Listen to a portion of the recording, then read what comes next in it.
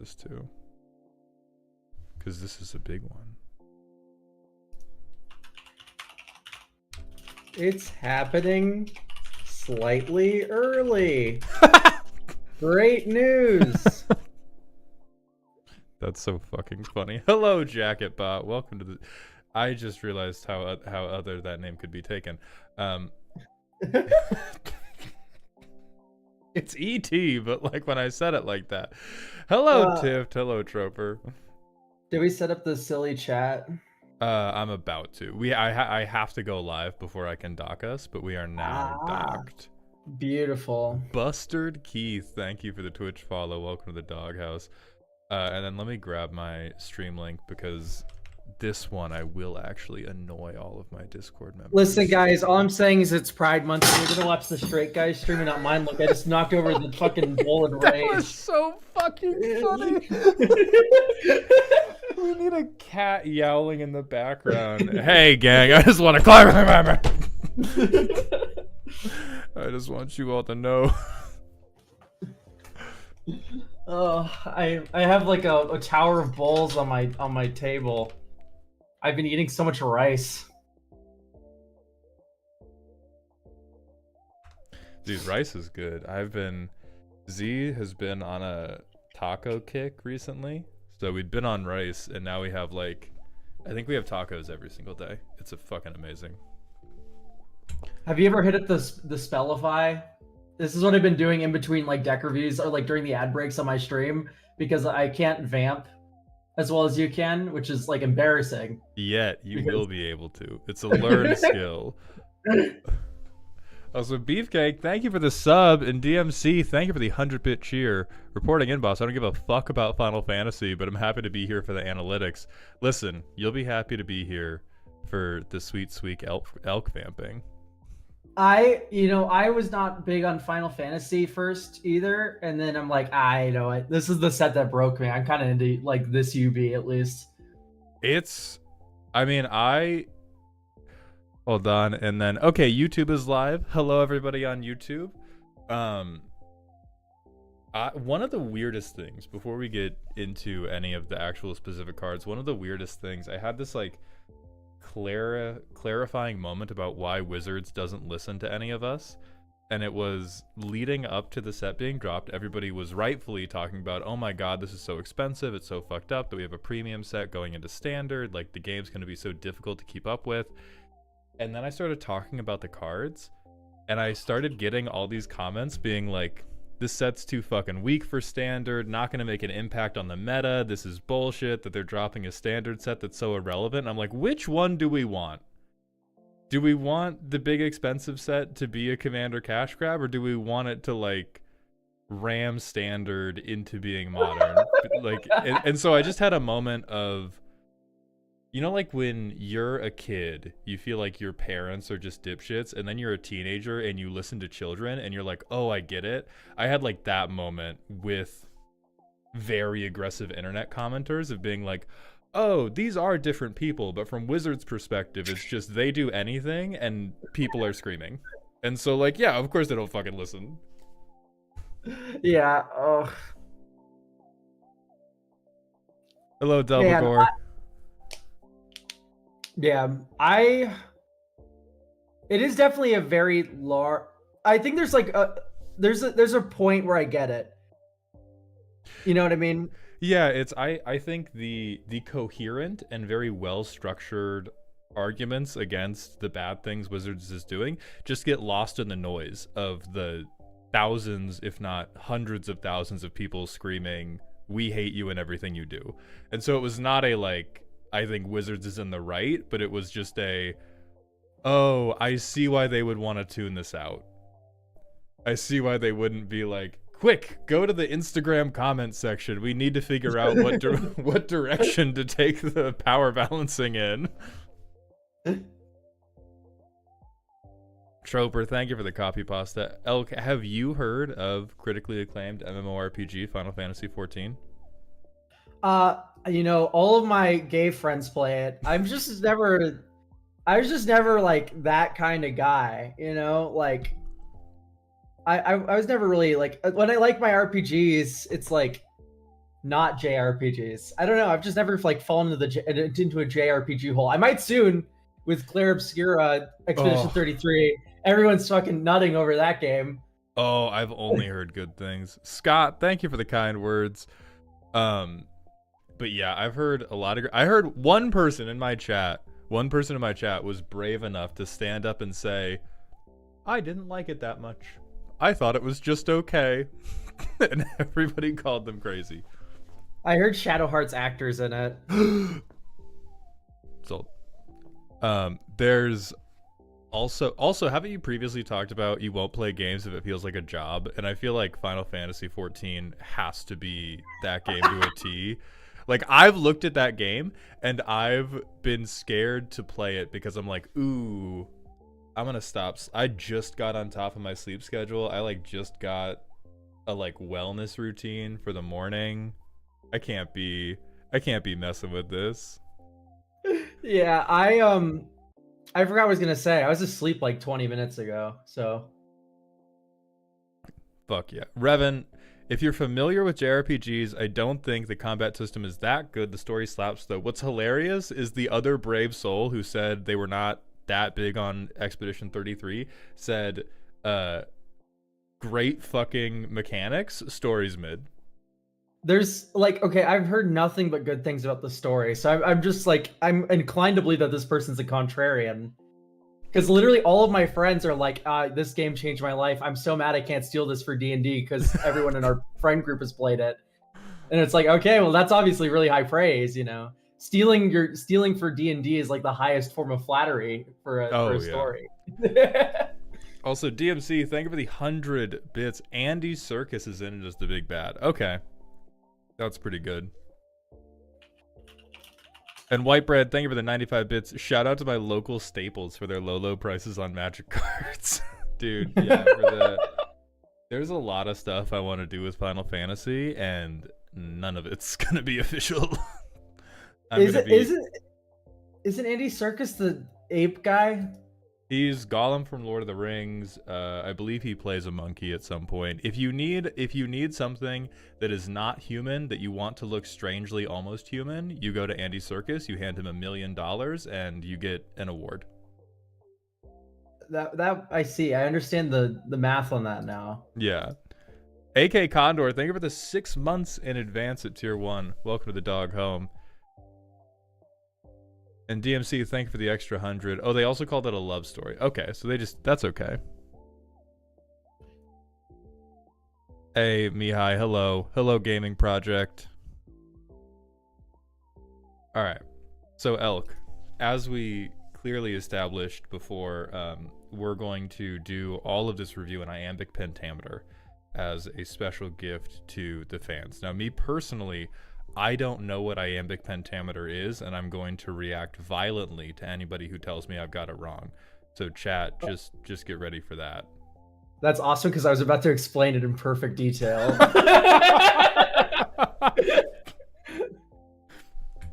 Wait, my stream deck isn't on. What the fuck? No, I won't go a day without Vine Booms. Hold on. Let me turn this fuck-ass program on.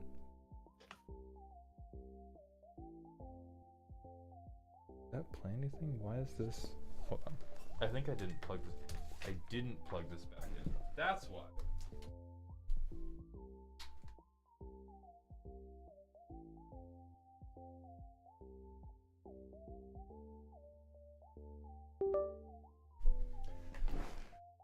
I had to take my computer in yesterday to get a fan fixed, and when I plugged it back in, not all of the USB ports were used where previously they had been, and I had a moment of being like, guess I made my computer more efficient. Fucking win for cable management, and it was just me not plugging in my stream deck. That's awesome. I've never had computer issues in my entire life. Everything just works all the time. It's crazy. You fucking child. Just wait. When you're 30 and you have 1 foot in the grave, it'll be different. It'll be different. I already feel like I'm there, man. I'm about to turn 23. My life's gonna be over soon. When your VTuber has a little bald spot on it, come back and talk to me about having to defrag your hard drive. All right. Defrag's such a good card in Slay the Spire. Dream's over. Revan with Socks, thank you for the Prime sub. I appreciate those Jeffrey dollars. Hello, Xanderfus. All right, Elk. You ready to get started? Yeah. Hell yeah. All right, so this is a massive set. There's going to be some stuff that we gloss over. If you feel like we are glossing over anything too much, your only form of appeal is to type in chat so that our engagement seems higher. Get streamered on. Most of what we're going to try to talk about is any new mechanics that were introduced. Some of the commanders, I think there are like 120 or something legendaries. This is one of the big places we're going to be glossing over everything that is mid. And so if you're like, they didn't talk about my favorite character, that is because unfortunately Wizards hates them and they're bad. This is known as Lionheart syndrome. I am also going to, I forgot to update this. I forgot to make the slide. We're going to pause after commanders to make a new slide just to talk about the crystals because I think they're silly and stupid and I want to force us to speak about them. And then we're going to talk about new good cards in general and then our favorite and least favorite shit out of the set. So first, job select, which is just, I mean, we've had this mechanic 20 different times, right? For Mirrodin. Not mobilize. But I know there's other stuff that is like, like living weapon. Yeah, there's just some that are unworded. Like I think it's called Heirloom Blade. Mm-hmm. It's just, or no, that's the one that turns into Ashmouth or whatever. I forgot. There's it's the one that makes a human soldier. Yeah, there's a million different ways to do it. I think it's cute that they did it with heroes. I do think almost everything with job select on it fucking sucks. Like this is a draft only thing. There's one card that I like with it, but yeah. How about you pull that into the PowerPoint then? I'll scooch over. In fact, there's two. There's two. Silver Tones, thank you for the Prime, and Soulstorming, thank you for the Prime. Welcome back to the dog home. Anybody, if you have free Prime subs, don't use them on me. Go use them on Elk because it's Pride month and he gets to be proud. But if you have any unused Bezos bucks, those are free money for your favorite streamer. And even though I'm definitely your favorite, give it to Elk, who's also your favorite but less. Beautiful. And just like magic, I've gotten a Prime sub from Edgex. Woo! Okay. So we have Black Mage's Rod and Summoner's Grimoire from Job Select. And these two are goated. So this is the first time Black has ever gotten like an effect like this. Yeah, I should have made a slide to talk about Gutter Snipe becoming unemployed. Yeah, I will agree to Black. Yeah. Go off. Keko Zero, Der Muffin is da. Thank you for Prime subs. Also, Summoner's Grimoire. There's a lot of like really cool play in this. I'm gonna steal this idea directly from Aspiring Spike. Mm-hmm. Thanks, Sven, for the layup here. Fervent Champion is a card in Magic the Gathering, and it says equip abilities that equip this cost 3 less to equip. So when you play Summoner's Grimoire, you can just immediately move it over to the Fervent Champion, and then swing with it, and then shit something into play. Now it's the worst Elvish Piper of all time, but if you're some sort of like a Naya equipment deck and you have access to Stoneforge Mystic, this is a way to go grab that Summoner's Grimoire really easily. No, like, yeah, the tutor boy wants the tutor, but legitimately, I know it's good. It's good. It's good. So there's have you ever watched Disenchantment? I'm lightly familiar. That's the show that was made by the one Simpsons guy, right? Yeah, I'm stupid. Yeah. And there's a character in it who's a jester who his primary job is he gets like flung out of the king's chambers, and every time he gets flung out of the chambers he makes this like awful little noise that's this half-hearted sort of self-pitying laugh, and he goes like, oh no, and I cannot do it effectively, but I don't know why I'm this dumb, but it kills me every time, and every time I hear you reference a useful tutor, it has the exact same impact on my soul. And it's just even when you're right, even when I'm like, yeah, hot tech, this would be good for the deck, I'm just like, oh no. Yeah, this is just me, by the way, justifying the existence of Fervent Champion Summoner's Grimoire because otherwise this is fucking worse than like any other like Elvish Piper you could be playing. But in this exact situation, it's better, and I do value that. I have tended to start feeling like in a lot of situations, in any deck where I would have run an Elvish Piper effect, I'm like, damn, what if I just ran Sky Shroud Claim and then just cast 7 mana spells over and over? You're right, but like, it's just like this thing. anytime I've been presented with a deck where I'm like, oh, maybe I'll like do something dastardly and I'll cheat something in, I first build a curve that ramps quickly, and I'm like, oh, this is better. Oh, what if I just tapped out every turn for something fucked up? But yes, the Grimoire Champion combo is pretty cute. I'm gonna go to the fucking stock GIF gallery to look for an appropriate reaction. Oh, I found yours. Yeah, I'm down with this, legitimately. I think they're cute. I think the Black Mage's Rod is a good example of an overwhelmingly good thing for black, and really for Grixis, I feel like. Like, Rakdos is going to do something with this, but I feel like they're going to find their home in Grixis Spellslinger is about to get 1,000,000 times more playable at low power. Like, you will no longer be as dependent on being able to combo off. You can just be like, oh, well, I have 6 Black Mages, and I take a turn where I cast 3 spells. Oh, James died? Too bad. Yeah, I've been playing a lot of Grixis recently. It's been a lot of fun to just like... I haven't been playing like Storm, though. It's been like I drop like a nuclear bomb on your head. Mm-hmm. It's been a lot of fun. Yeah, I could totally see this popping off there. Reaper's Scythe is also gas. We've had our first lie of the stream. So that is... the one where each opponent loses life, it gets bigger. Yeah, it's good for... There's a couple decks that will love this. I think there's a lot of decks that will think they love this, and they will be exposed as fraudsters. But I think there are a few, like, group slug decks where... Yeah, you go, holy shit, this honks. Yeah, it's tough because this enters, you make a 1/1. Mm-hmm. And then hopefully you drained that turn. Yeah. God forbid if you did it. Hey, if you curve Black Mage's Rod into this, then you're fucking cooking. You go Black Mage's Rod, you play this, you ping for 1. This gets a 4/4. Yeah, this gets 3 soul counters on end. Like, in Y'shtola, it's really good if you curve into it, and it's really womp if you don't. It's like, everyone knows that a 3-mana 4/4 is the vanilla test for Commander. You'd play a 3-mana vanilla 4/4 in Commander, right? I would. I mean, I also, Ring, thank you for the 100-bit cheer.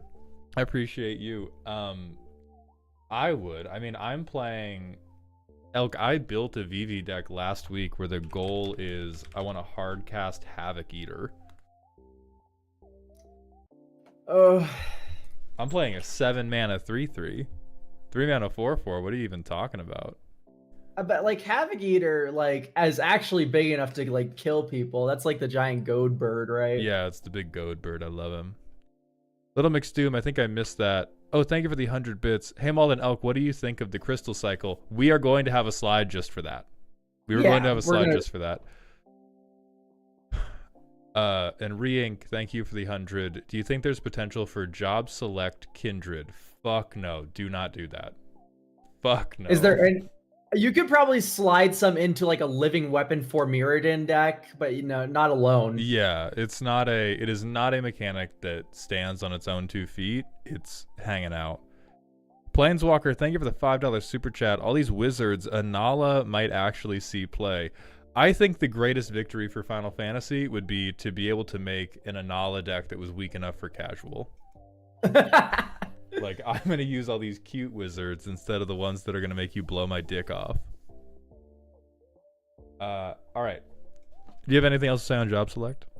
No, I'm ready for towns. All right, stare into the camera. You've been ad breaked, YouTube. Okay, towns. So I titled this. Looks to me like they tried to make caves good, like they did Lost Caverns of Ixalan, and they were like, "Wow, these really did not impact anything." And then they were like, "What if they actually fixed mana instead of laughed at you as you failed to fix mana?" Whoa, this turns into the worst smuggler's copter of all time. That's incredible. There's a reason I did not put the backside of this card on the slide. Towns. I mean, like, I like, yeah, I was like, oh, cool, I guess. Great, my planar nexus has one more subtype, I guess. Like, that's how it's gonna impact me. I don't really see a lot of towns that really I fuck with besides the one that's like, I pay, like, it's the Prismatic Vista, right? The starting town. Yeah, starting town is going to be, so everybody who plays Commander, which should be everybody watching these streams, meet second command tower, basically. I feel like that's how it's going to be used. Like, you just put this land into every single deck you have that's more than 2 colors as a just in case. Yeah, this is welcome to the $20 to $30 card of the set. Yeah. Phelan, thank you for the 1,000-bit cheer. That is incredibly generous, my friend. I appreciate that. Okay, so Elk, I want to pick your brain on this because I saw CEDH players say, I think there's potential for... Nope, not that guy. Hold on. For this fuck-ass. Oh, what your mistake is thinking this is a town's commander. Well, I know it's not a town's commander. I know they're like, oh my god, Amulet of Vigor's on a person? Oh, yeah, oh me, oh my. I think this card is like a little bad for CEDH. I think it's just I just don't think lands can keep up. And it's like even like an Amulet of Vigor in the command zone, like this isn't even an Amulet of Vigor, keep in mind. This is a spelunking. It's not a triggered ability. Part of what's so broken about Amulet of Vigor is the fact that it is a triggered ability that untaps your shit. Mm-hmm. So yeah, I mean, yeah, you could Lur's Companion it, that would be funny. But I don't know. I had a friend that I now used to respect deeply post a video about this thing making waves in CEDH, and I immediately DM'd them being like, ooh, I'm Archeligos, but I have deflecting SWAT, ooh. Yeah, I mean, I think win or something, like, but I don't think this is gonna like destroy the meta or anything. I think this makes lands slightly better. Like, I don't know, I don't think the splash is that big. Have you considered that it's an infinite mana outlet? Oh my god, you're right. With infinite mana, you can win the game with this card. Oh my god, you could never do that before. Get infinite mana and take infinite turns. Game's locked up. Personally, I feel like game's locked up. Yeah, I think Lumra, like Cordmaster says, is just gonna be the better lands deck. But Lumra doesn't have deflecting SWAT. You don't need it. Silly Billy. We don't need spells where we're going, pal. How do you like lands, man? All right, let's pull up just some absolutely denigrating. Yeah, this is perfect. Sad Ryan Reynolds.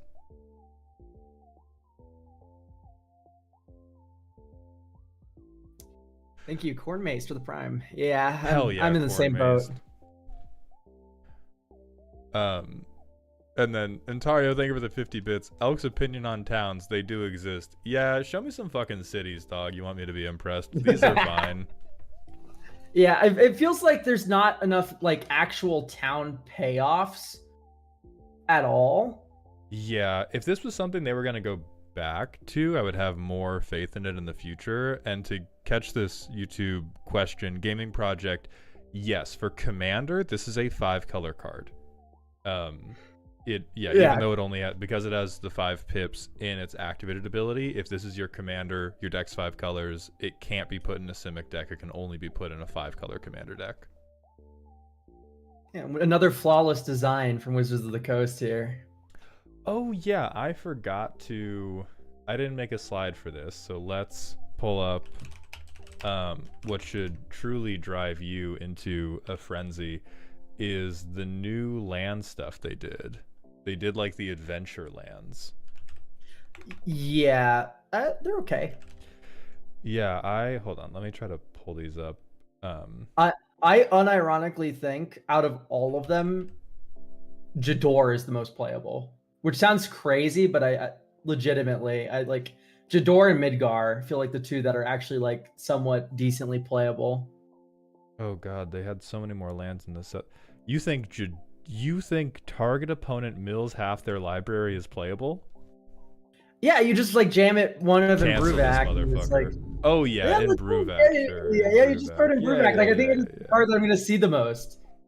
Like it doesn't kill them, but like you have 2 cards left in your library if you don't have a shuffle. So it's like fuck, goodbye, I guess. Yeah, I think the red one I do think honks. I think more, 3 additional gutter snipes have hit the tower is a meaningful thing for a lot of decks.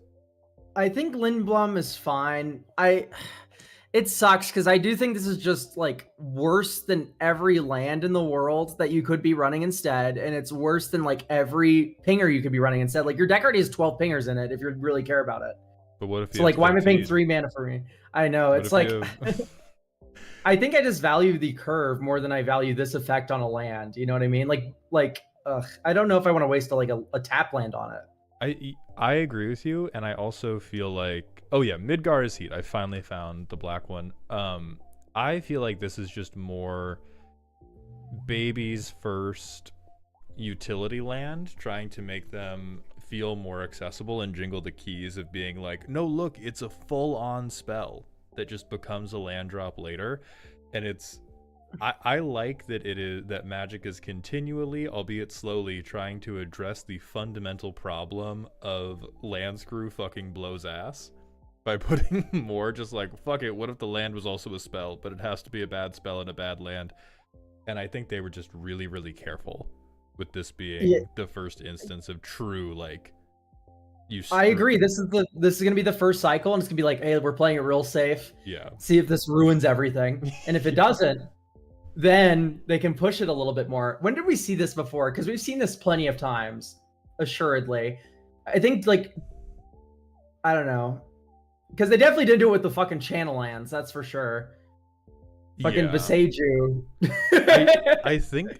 I'm an idiot who knows very little about Magic history. I think this is the first time we have gotten straight up, do the thing, then get the land, versus like choose a side versus discard the land to get the effect.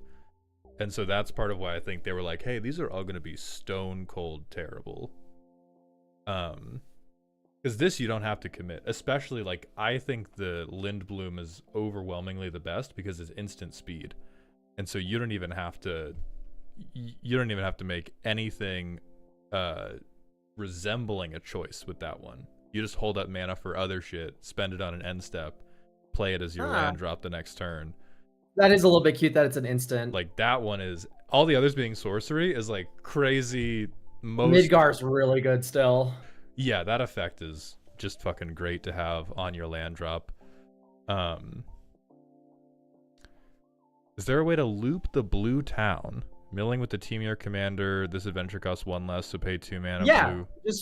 Just return it to your hand. There's plenty of Moonfolk in Commander and whatnot that are pretty popular. You can just Moonfolk the land back into your hand, mill someone, and then play the land, and then Moonfolk it back to your hand. Mill someone, play the Moonfolk. And what's best about this card is, unlike Bruvac, you can actually combo it with an existing card.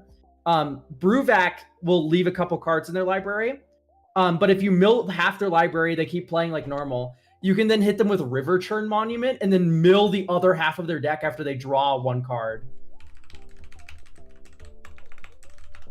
That is pretty hot. Like it has like some serious play in like any sort of deck that can mill people. Of course, I wish it was a traumatize. You could target yourself, right? Like that's like that would be broken. So luckily they did not let me do that. Target player, Elk's eyes just turn into swirling stars. Jesus. Yeah, I mean, I like these. I do think these are like a hallmark of I'm playing bracket 2. I think maybe Midgar or Lindblom, you could be like, I'm in a 2-color bracket 3 deck, but for me to play a tap land that taps for 1 color, I need to be getting like a back rub and $1 million for me to play that. Yeah, I'm like, there's so many good tap lands in Magic now, and it's just like, you can only run so many before you start to feel like shit. So, God. And then we have a 100-bit cheer question from Little McStoom. What about the hideaway land that requires you to have multiple legends? That sounds like jokester shit. Let me go find it. Hideaway. Okay, Clive's hideaway. Colorless. Vineboom. Hideaway for 2 and tap. You may play the exiled card without paying its cost if you control 4 or more legendary creatures. I mean, that's kind of a funny incentive for Joda players to kick themselves in the dick. Right? This might as well in most decks say you may play the exiled card without paying its mana cost if you like have vaulted over the moon. Like like, I don't know, this seems fucking impossible, doesn't it? Or if you're playing the Y'shtola Precon out of the box, because they made that like, they gave that like 4 different sub-themes instead of 1 actual theme. That is true that it not coming in tapped is cool, at the low cost of everything else about it being terrible. And Marsh, thank you for the 4 months at tier 1, my friend. Yeah, like, you could do this in Joda. You could probably do this. Oh, you know what? Z will want a copy of this for their Daihata deck. Because that's also like, I just drop an army of legendaries. I drop an army of named characters onto the field. I forgot Daihata was a legendary card. I thought she just entered and made like 4 treasures. That's how everyone I've ever met uses her. Daihata is extremely like, you are doing this one thing in bracket 2, and you are doing this one very, very different thing the moment you leave bracket 2. Daihata is awesome because it's like one of the few cards I know of where the back rub they put in as like, oh, you missed, buddy, sorry, is better than the actual payoff it's meant to be. Yeah, it's truly fucked. All right, I have to. Okay, I'm gonna hit my manual ad break real quick while we talk. Oh, I forgot to do that too. All right, let's both hit the 3-minute manual ad break, and we'll just straight yap, which is perfect because I had a break slide for our draft guide. What the fuck is a draft playable? My answer is I don't know. Play 3-mana 4/4s. What's your answer? So my draft guide varies based on what you're playing. So if you're playing sealed, you should play removal and the good cards you open, and you don't play the bad cards you open. So that's sealed. Hold on. I'm paraphrasing a little. That's exactly the what ultimate pre-release guide. And then hold on.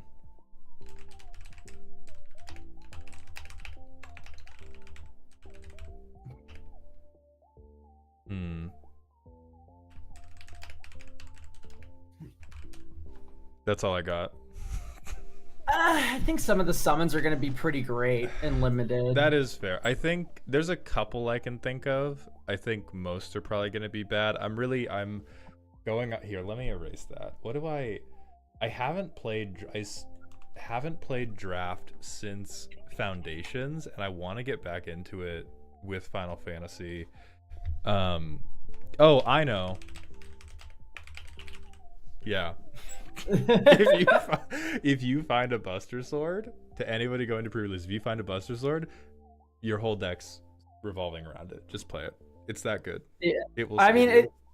How good Final Fantasy is going to be based entirely, and I mean this entirely, on how much good low rarity removal there is. Mm-hmm. That is really the key to a fun limited format, is how much good removal there is. So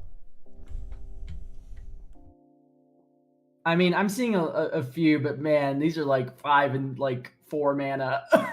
They have a Lionheart tagged in removal. This is so over. Oh god, yeah, that card made me genuinely sad just as a Kingdom Hearts fan.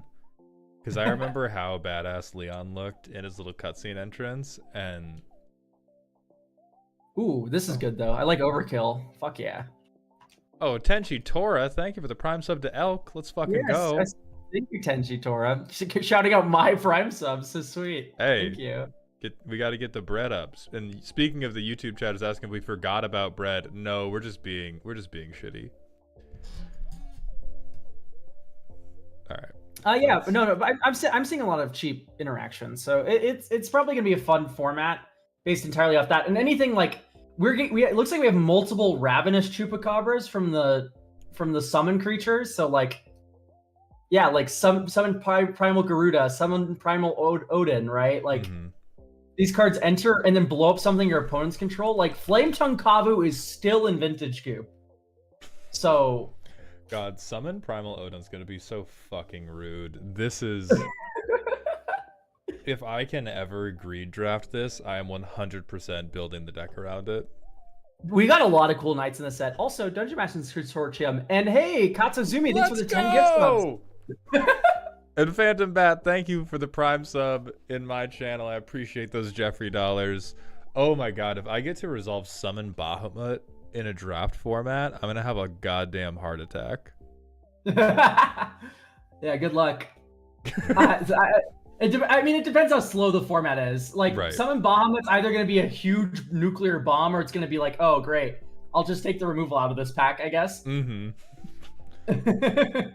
All right, let's begin broaching the commander section, where we gloss over like 80 of them. My general opinion is that outside of a few standouts, if it is a monocolor commander, this is not a build around. Stop. You are actively going to have a bad time. It is not, oh, they just need somebody who really believes in Gao like I did.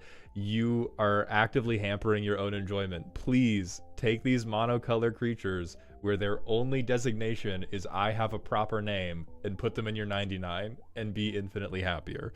Do you have a different feeling, Elk? I agree with all of these. Aerith is the only one that I'm like, maybe, but then I remembered that like we also have like 12 other of this creature in mono white too. So like, I don't know. It's like, I don't think you really need any of this. Tifa, green Tifa, I will agree, is one of the standouts where you can build, you can use her as a build around and it will honk, but that's really by virtue of like, hey, it's mono green and it says landfall on it, go nuts. Yeah, this is turn 3 kill machine. I love Tifa, that's cool. Imagine Lotus Cobra, but it kills you instead of making mana. Lotus Cobra, but I float your kidneys instead of one blue. Y'all, I will say, different opinions for Commander versus for Brawl. I think there will be a pretty real Gao deck in Brawl you can put together. And the same may be true of other monocolor legendaries, but for the most part, if you're trying to make them work in like 4-player free-for-all, almost all the monocolor ones are just terrible build arounds, and they're meant to be support characters. Yeah, I mean, works. I mean, like, I don't know. I agree, we should just be glancing over these. And then I will, yes, it turns out the mono black combo twink is in fact playable as your commander. Did you want to and my friend saw like Sephiroth spoiled, and we watched like the Kingdom Hearts video, the clip of Goofy going, isn't Sephiroth the dark part of Cloud's heart, like 12 times. That shit fucking killed us. It was Sephiroth is decent. I think. I don't think he's gonna explode the game. I think they're gonna be really fucking careful about emblems. And I think that this card isn't going to be it's going to be good. It's Sephiroth. They push this card, of course. It's like pushing Fireball in D&D. Like, they know what they're doing, right? Yeah. Like, I don't think this is going to break anything. It's going to be good. Let's not, like, burn down Wizards of the Coast. Like we're okay that this Yeah. card has an emblem on the back. Yeah, I think this is just like a immediate bracket 3, bracket 4 deck that you're going to have fun with.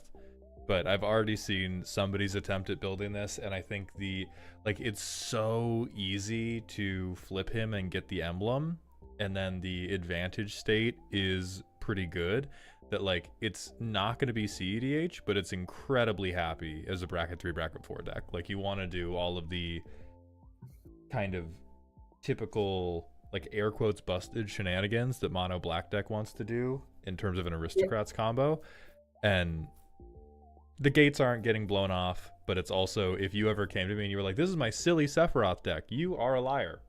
Yeah. I think until we get a braid for emblems. God. I'm just gonna cut that off there. Kato, thank you for the 10 gifteds and your prime sub. Ring, thank you for the 100-bit cheer. I really want to build Hildebrand Manderville. See, you are wrong. And like it's not undoable, but you're who I'm speaking to, and I'm like, I promise you, you will have much more enjoyment if you don't. You don't need this commander deck. You need a padded cell, man. You need what's that Northern Lion quote? You don't need this. You need a goth Latina who wore Cookie Monster pajama pants in high school. Like this. I think he said the inverse. It's like, you don't need a giant woman to crush your skull between her thighs. Well, no, what you need is what you need is a 9-to-5 job, a nice life, nice retirement plan, a living wage. He's said both of those things, but I heard him like 2 days ago be like, you need a like sassy Latina who in 2011 wore Cookie Monster pajama pants to high school. Yeah, my favorite thing is my favorite NL thing to quote right now is "Get in the crystal, buddy." Slight miscorrection. Nope, get in the crystal, buddy. It's gonna feel like a week in there. It's gonna be like a few seconds. Oh my fucking DMC, thank you for the 100-bit cheer and the official quote. You don't need a woman with a wolf cut. You need universal health care. Base. Holy shit. Fucking true. Even better than I remember. Okay. I'm gonna call that good for the monocolor 2-color. If anything, we gave them too much time. Yeah. So let's move to the Precon commanders. I'm gonna do the same sealing motion variance thing we did for Tarkir Dragonstorm. So sealing is like, how good can you make this, either in WotC brackets or just Riz levels.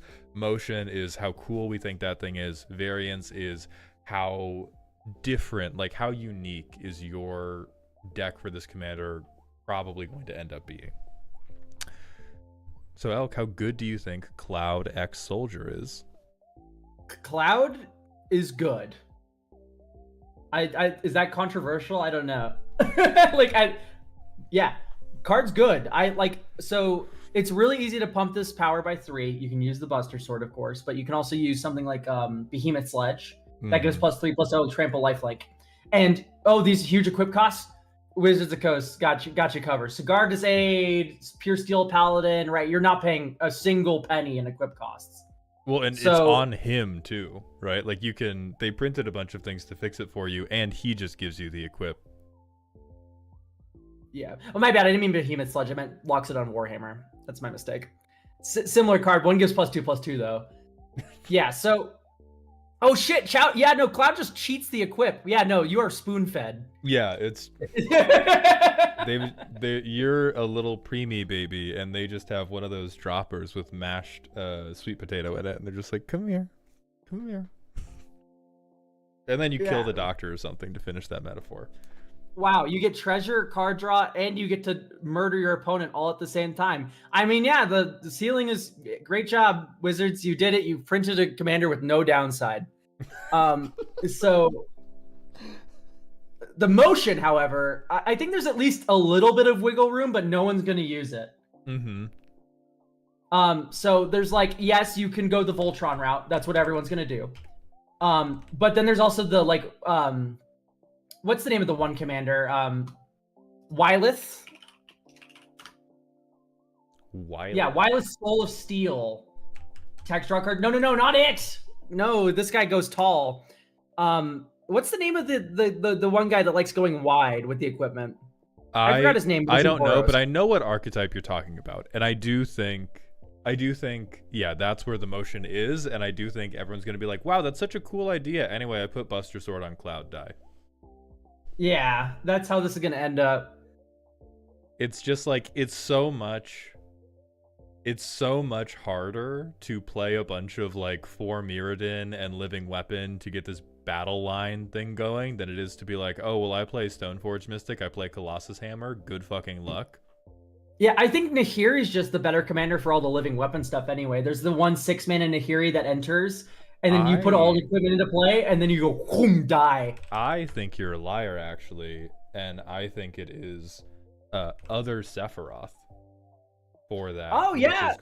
Modified becoming 7/5s is like, oh.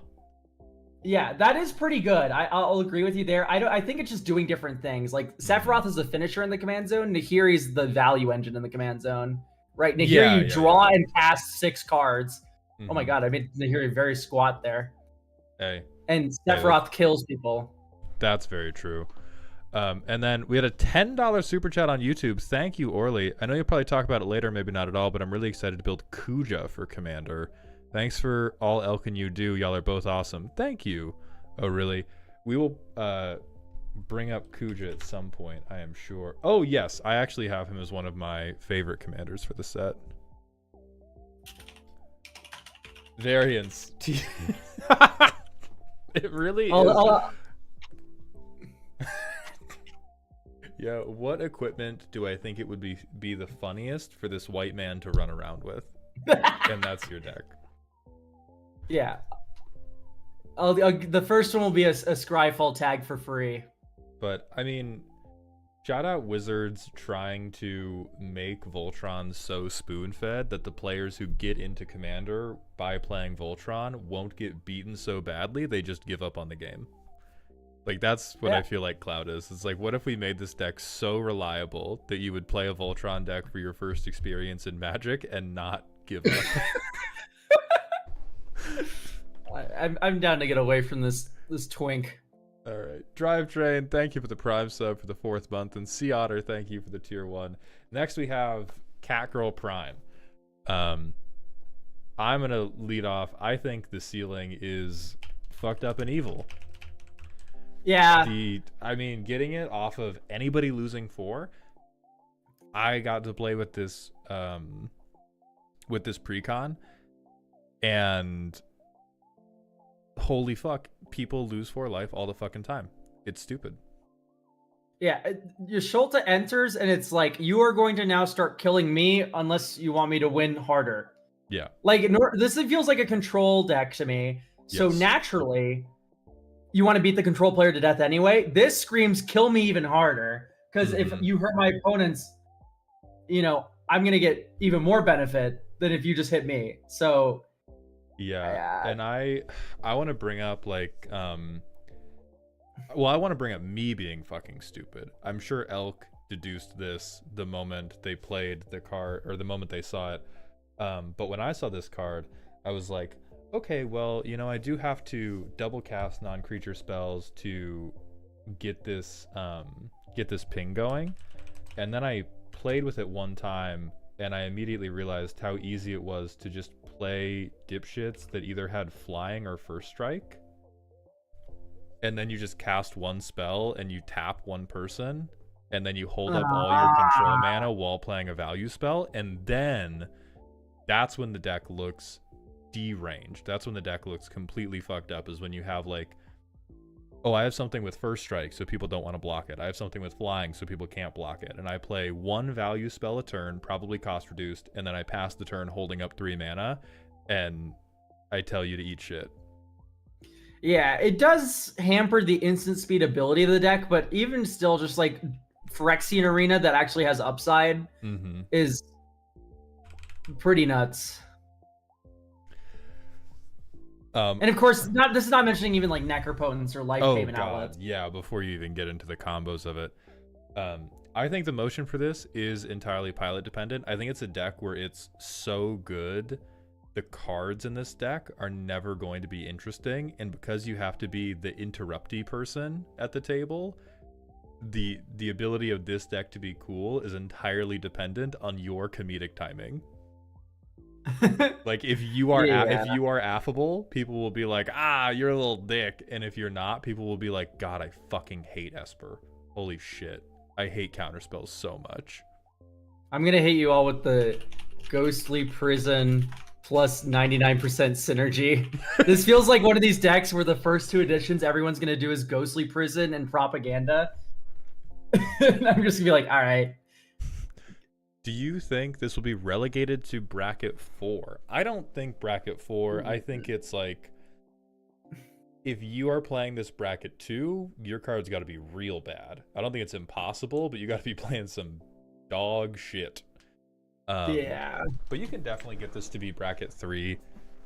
Like, I think if anything, to get it to bracket 4, you have to start including, like, oh, I'm gonna Necropotent, so I'm gonna add Nas, or I'm going to start doing... It has blue and black, so it is CEDH viable. Yeah, hey, has blue and black, and it's Dimir and can play Grand Abolisher. It's gonna win a tournament off of that. But yeah, like as Tift is saying, you can make this for sure bracket 3 by just making your strategy, oh my god, 3-mana rocks are good now. Watch out, Josh Lee Kwai, Chromatic Lantern has upside. And like that's the bracket 3 version of this deck, and then bracket 4 is you're just like combo with additional benefit. It is really weird they went back to damage on this. Like, why doesn't it do life loss? Because it's really fucking funny to give her lifelink. Well, you can also give You her infect. fucking fool. Oh god. Holy shit, grafted exoskeleton will get you a trigger that doesn't deal infect. That's so much upside. But yeah, oh yeah, she's a black mage, that's why. They do damage. Ah, yes. Get fucking flavor I see. referenced. Ah, clever. I love Great. the defeat creeping in. You want to talk about Sport Boy? Oh, Titus. This is Laugh Guy, right? That's the Final Fantasy joke. This is Laugh Guy. Okay, that's Laugh Guy. I know this guy then. Laugh Guy. So Sealing, I don't want to say Atraxa too. Mm-hmm. But there's certainly some fuckery going on here. This is my estimation. Do you think this can make it out of bracket 3? Yes, if you only use Saga creatures.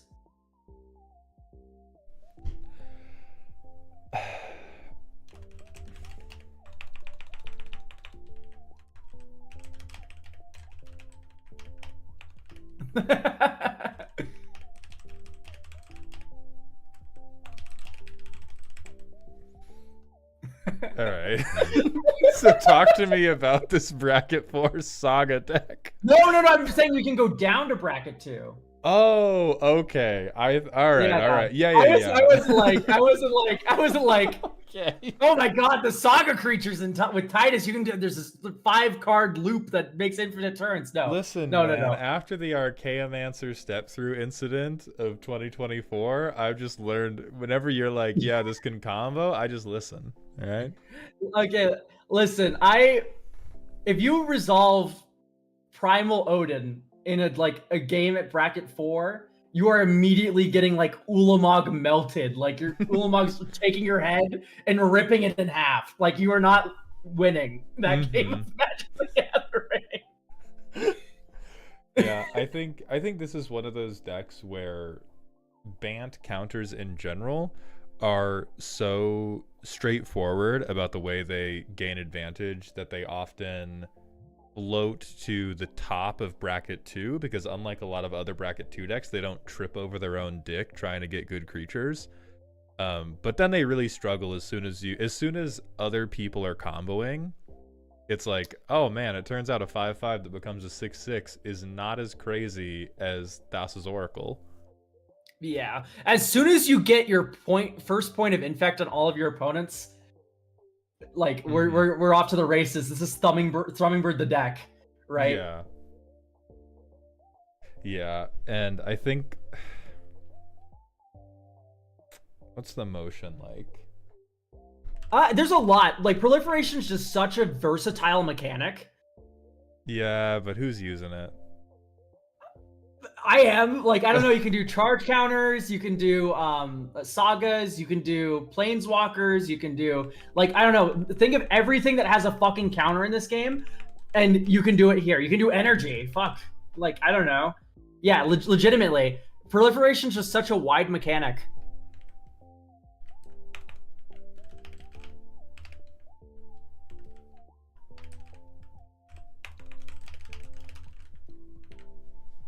Yeah, that's the vibe. I think that's like I think that's what happened. Like it does have endless possibilities, and as soon as you put 1+1+1 counter thing in the deck and you make that happen, you're like, oh. Yeah, as soon as Herald comes down, do you know Herald? I don't know. What's Herald? Herald and Bob? No, it can't be Herald and Bob. No. This is my pal Herald, fucking icon. Oh yeah. God damn it. Fucking Herald. Yeah, like as soon as you identify the merfolk menace, that's what the deck becomes. Yeah, for sure.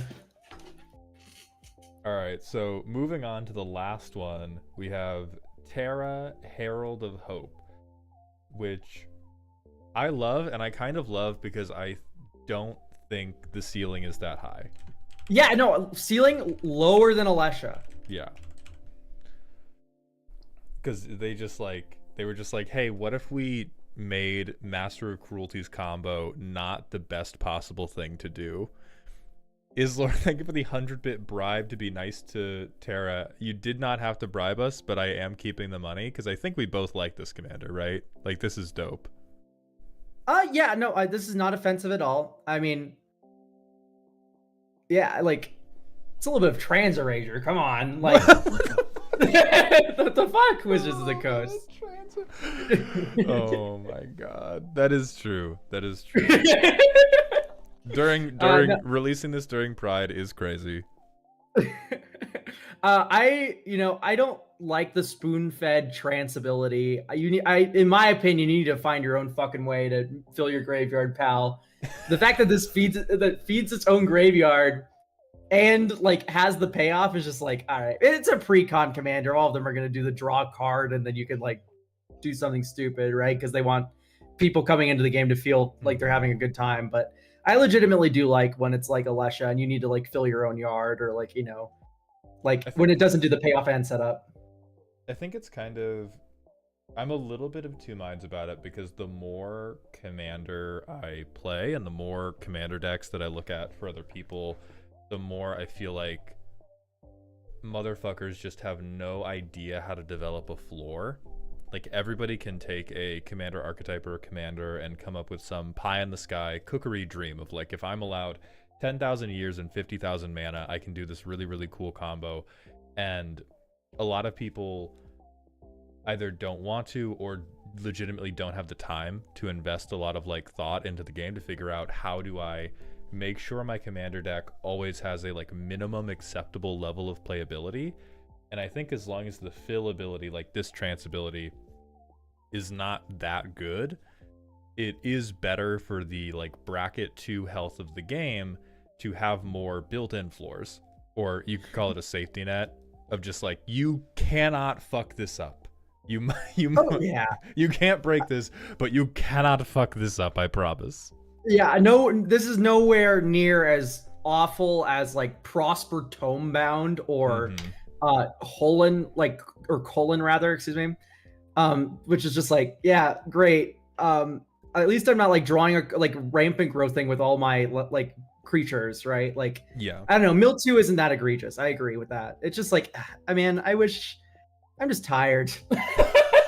Just tired. I want to feel like I'm cooking, not like, oh man, I waited and now my deck's working. Yeah, exactly. It's like my favorite thing in Commander is defeating the floor.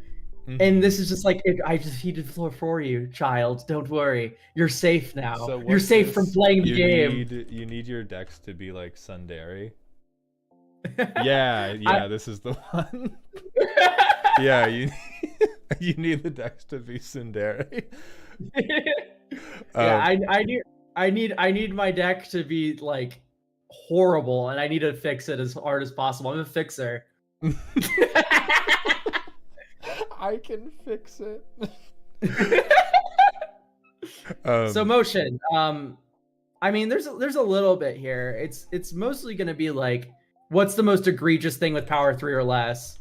But you can do like, stacks, like little weenies. Like, I don't know. There's some variance there. Yeah, I think the motion is this is just like nice. You don't wanna cook too hard, but you want something that's gonna is going to cook a little bit. You're gonna feel good about yourself. You're gonna take some game actions. Hell yeah. And then we have additional bribes. DMC bribe to look at the Y'shtola tech I mentioned before. Oh, thank you, DMC. So that's Titan Hunter and Risky Shortcut for Y'shtola. Shut up about Risky Shortcut. Yeah, Risky Shortcut is in my two-headed giant cube. I would never put it in a commander deck, but it's funny for two-headed giant. It is playable in Y'shtola because it triggers the end step thing. Yeah, you draw one more card. You draw 3 cards. Fuck and then, 3 mana, draw 3?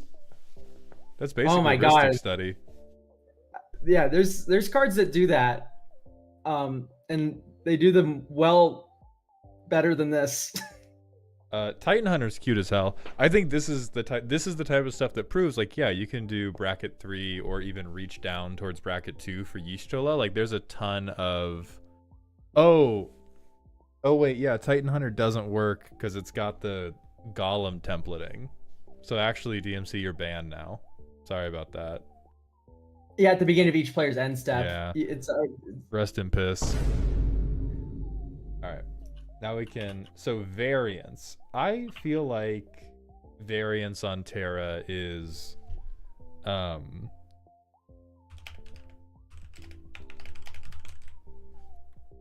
unfortunately, I feel like this is it. If you're going higher power, I think you can do more graveyard shenanigans in lower power with other stuff. But when I looked at potential targets for this, shocking how good this works is just Angel's Commander. Is there a lot of 3? Angels are my favorite creature type. Fuckload. It is the most prominent creature type at that power.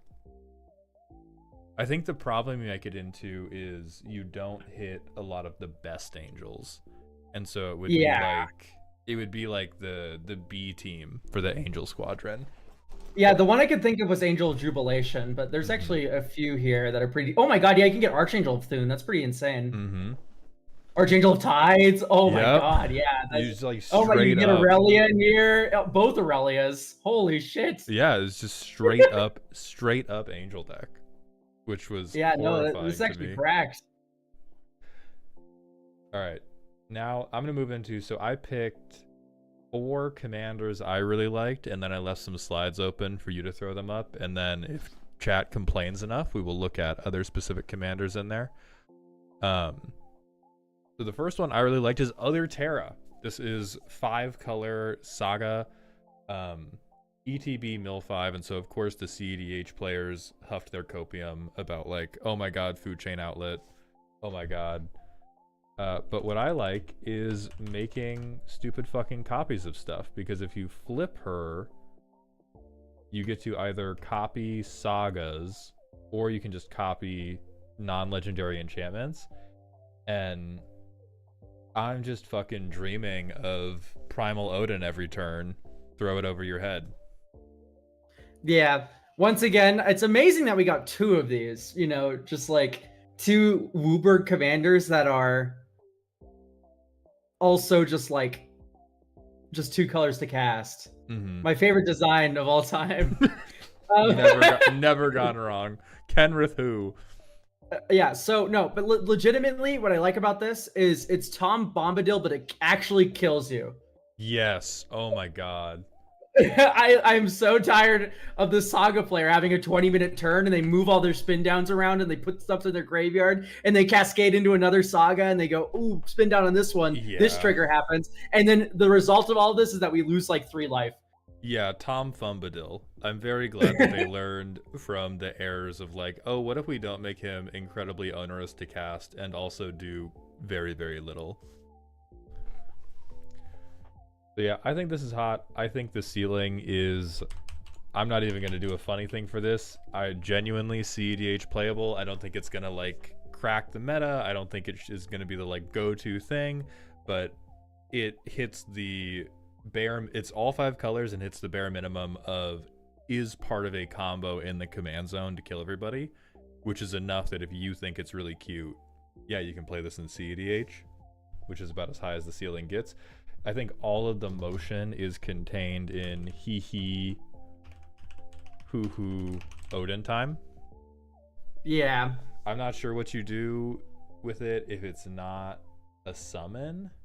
Or I'm not sure what cool things you do with it. I mean, Arya, you're just wrong, dog. It's absolutely playable. Hang on, I need to check something really quick. So you can run counter removers to get the first 3 abilities repeatedly, so like Hex Parasite and stuff. Yeah. And you can run Urza Saga to get them easily. And then so you have them every game, basically counter removers, and then you run something like Time of Ice or Phasing of Zalfir. Mm-hmm. And you can run the world's like most degenerate like phase out engine where you make a copy of the Phasing of Zalfir every turn, and then you remove the counters from it, and you just keep phasing out non-land permanents until the Phasing of Zalfir leaves, but the Phasing of Zalfir never leaves.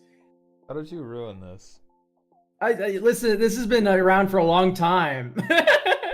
Snicksnack 69, thanks for the Prime sub. Me when I face Zalfir.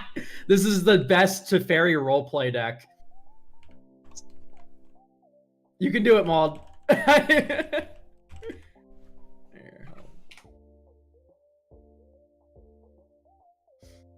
Yeah, I mean, I've been trying to make it work with Chisei Heart of Oceans, but finally there's a commander that does it even more degenerately. So, splendid. Amazing. All right, let's move on to the next little boy I like, who we had the super chat on YouTube about earlier. Kuja, Genome Sorcerer. I think this is like, hey, what if I want to play Rakdos and I want to cast a lot of spells, but I don't want to have a Stormwind con? And it's so end step, you make a fucking gutter snipe, and if you have a lot of gutter snipes, he becomes something that's not really important because you have 4 gutter snipes. Oh, never mind. It's super important. No, yeah, no. He makes them into actual gutter snipes. You get a damage doubler. He makes them all 2 damage. Yeah, I mean, this is just it but Rakdos, right? This is like, yeah. Like I think the variance is Judith too.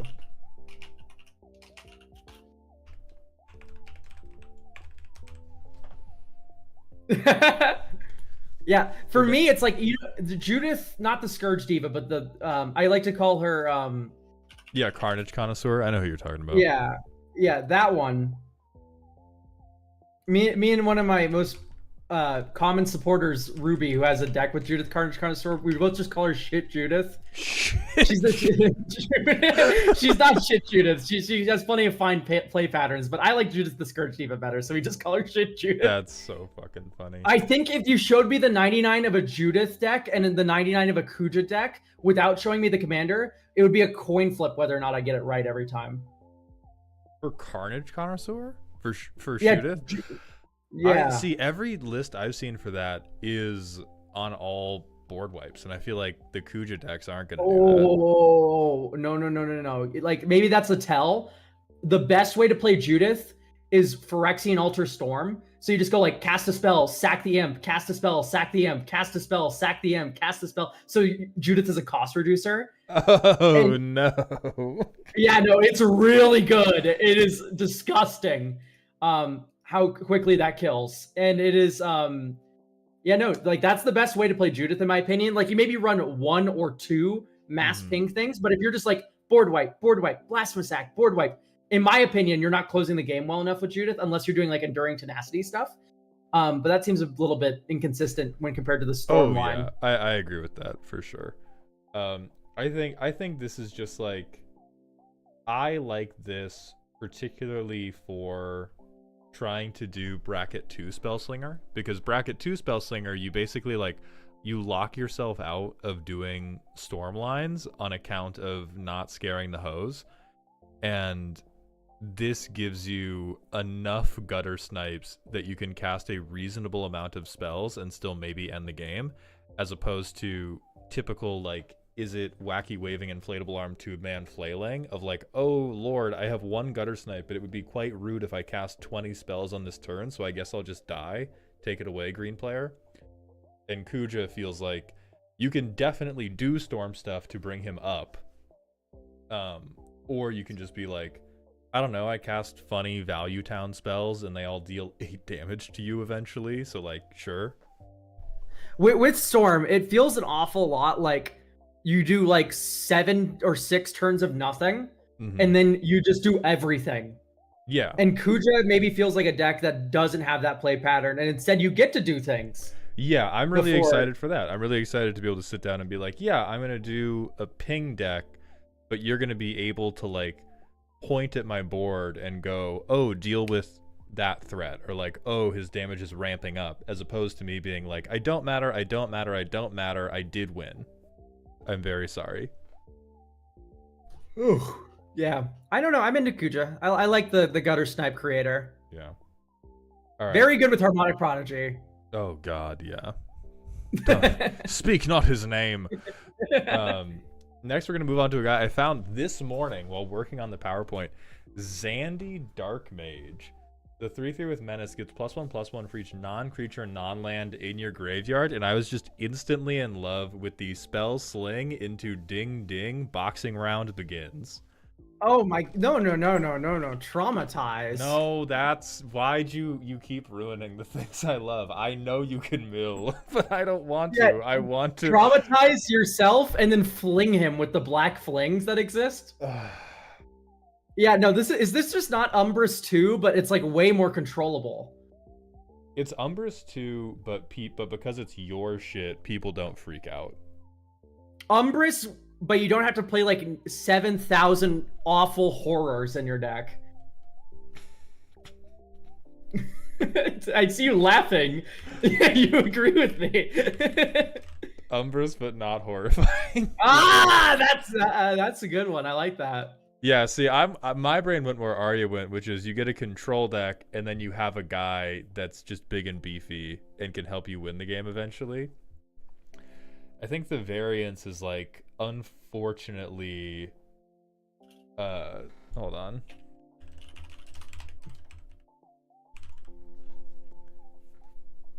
I'm gonna say bodybuilder flexibility. This man cannot stretch. Like, he cannot touch his toes. He cannot touch his hands to his own shoulders. This is Right of Consumption's #1 fan.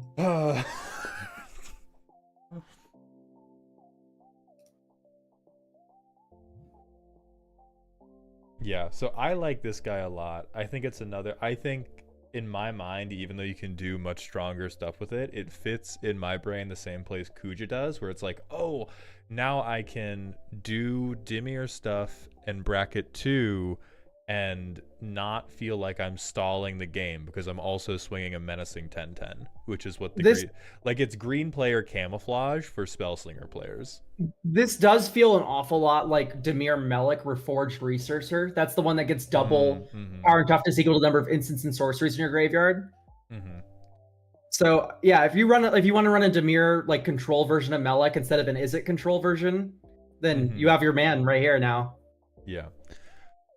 All right, let's take it to my favorite little man of the set, who we already know the ceiling. I'm gonna shut up about. I'm just not even gonna talk about it. Yes, curiosity is broken as fuck on this guy. It turns out giving someone letting them be a mana dork who grows their own power, who also pings everybody in Izzet was not the safest thing you could ever do. It's very good. I simply do not care about that. I wish to use him for Izzet Stompy, and that's all I'm going to use him for, but I do shout out all my CEDH crackheads who will be storming off with him.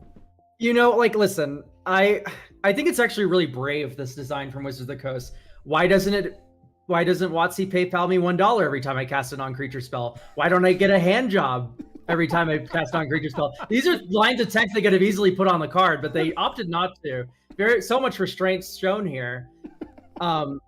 It does everything. Like, are we talking about it with Teval last, like, Tarkir Dragonstorm? This is like even more. And don't get me wrong, I think it's like, honest to God, at the end of the day, I think it's just a fine, powerful card. You can just, it's okay. Yeah, but it is just, what if you did not have to try at all? What if it blew your back out, tucked you into bed, and woke you up with breakfast the next morning? What fucks me up about this card is the most powerful play pattern you can do with it is activate Vivi, and then just cast a fuck off spell during her turn. And then you leave up all of your real mana for counter matchup. Right? You cannot fucking interact with this shit unless you fucking snipe him in the fucking crib.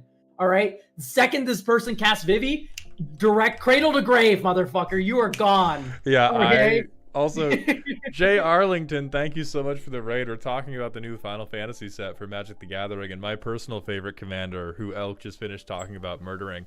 I built what I truly believe has potential to be a bracket 2 VV deck, and I understand that that is a thought crime, and so I'm going to be telling people it's bracket 3.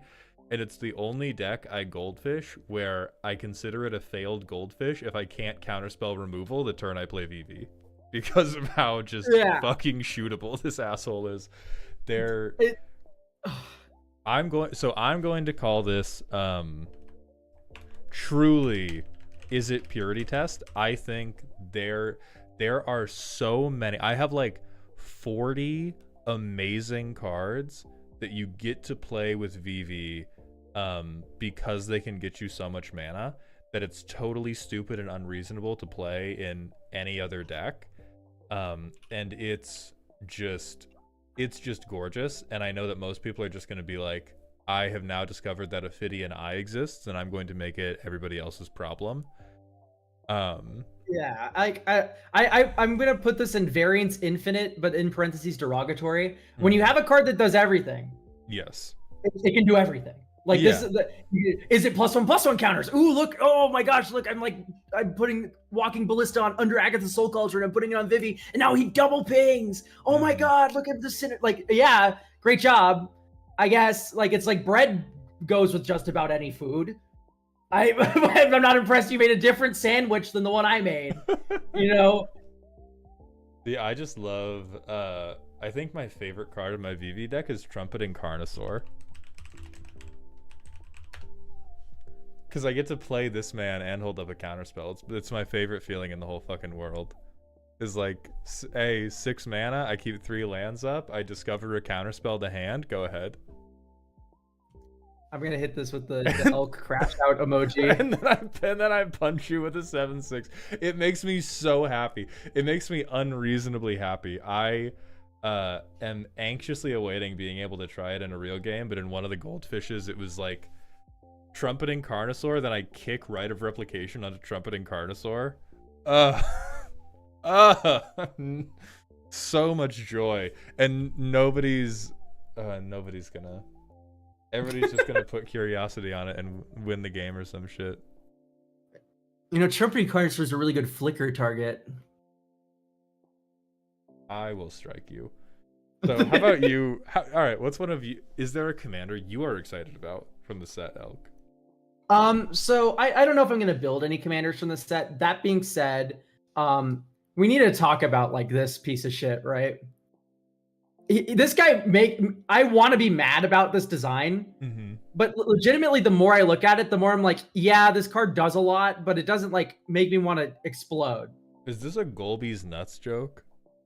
Yeah, a little bit, but it's also just actually a good card. Okay, so I have not seen this guy yet. So it's Surveil 1 on ETB, and then you get to, On Artifact Enter. Yeah. And then you get to rehandimate, and then you can make people lose life if you have just a fully shit ton of artifacts. Yeah, this is the Dimir artifact boy. And listen, the ceiling, of course, like let's not even, it's treasure, right? So like whatever, get that out of the way. That's the boring way to build them. More interesting way, the motion. I love Tezzeret. Like this is like the perfect deck. You just jam oops all Tezzerets and you just do all the Dimir artifact bullshit. You animate artifacts here and there. You drain people equal to your artifacts. You cast like fucking Darksteel Reactor. Like it just sounds fun. And I wanted to hate this design. You are twerking like a marble slab right now. I love Tezzeret, you piece of shit. Am I wrong though? Like this is just like kind of fun as like Dimir artifacts if you don't build it in the boring treasure route. I think that's one of the things where I have to recuse myself, because for me, playing a artifacts deck is interchangeable with Quaaludes. Like I will just, it's Sleep Aid. Oh man, if you like the big man from New York, I fucking the Quaaludes video. Please tell me you've seen it. I do not know what you're talking about. Oh my god, Mauled, there's no way. That's like internet history. There's a guy called the big man from New York, and he fucking screams into his microphone, and he had like a fucking 3-minute bit about Quaaludes, where he's like, "Motherfucking Quaaludes, bring them back!" And that's how I feel with Golbez here, man. What's so wrong with Quaaludes, man? Non-narcotic, non-addictive, man.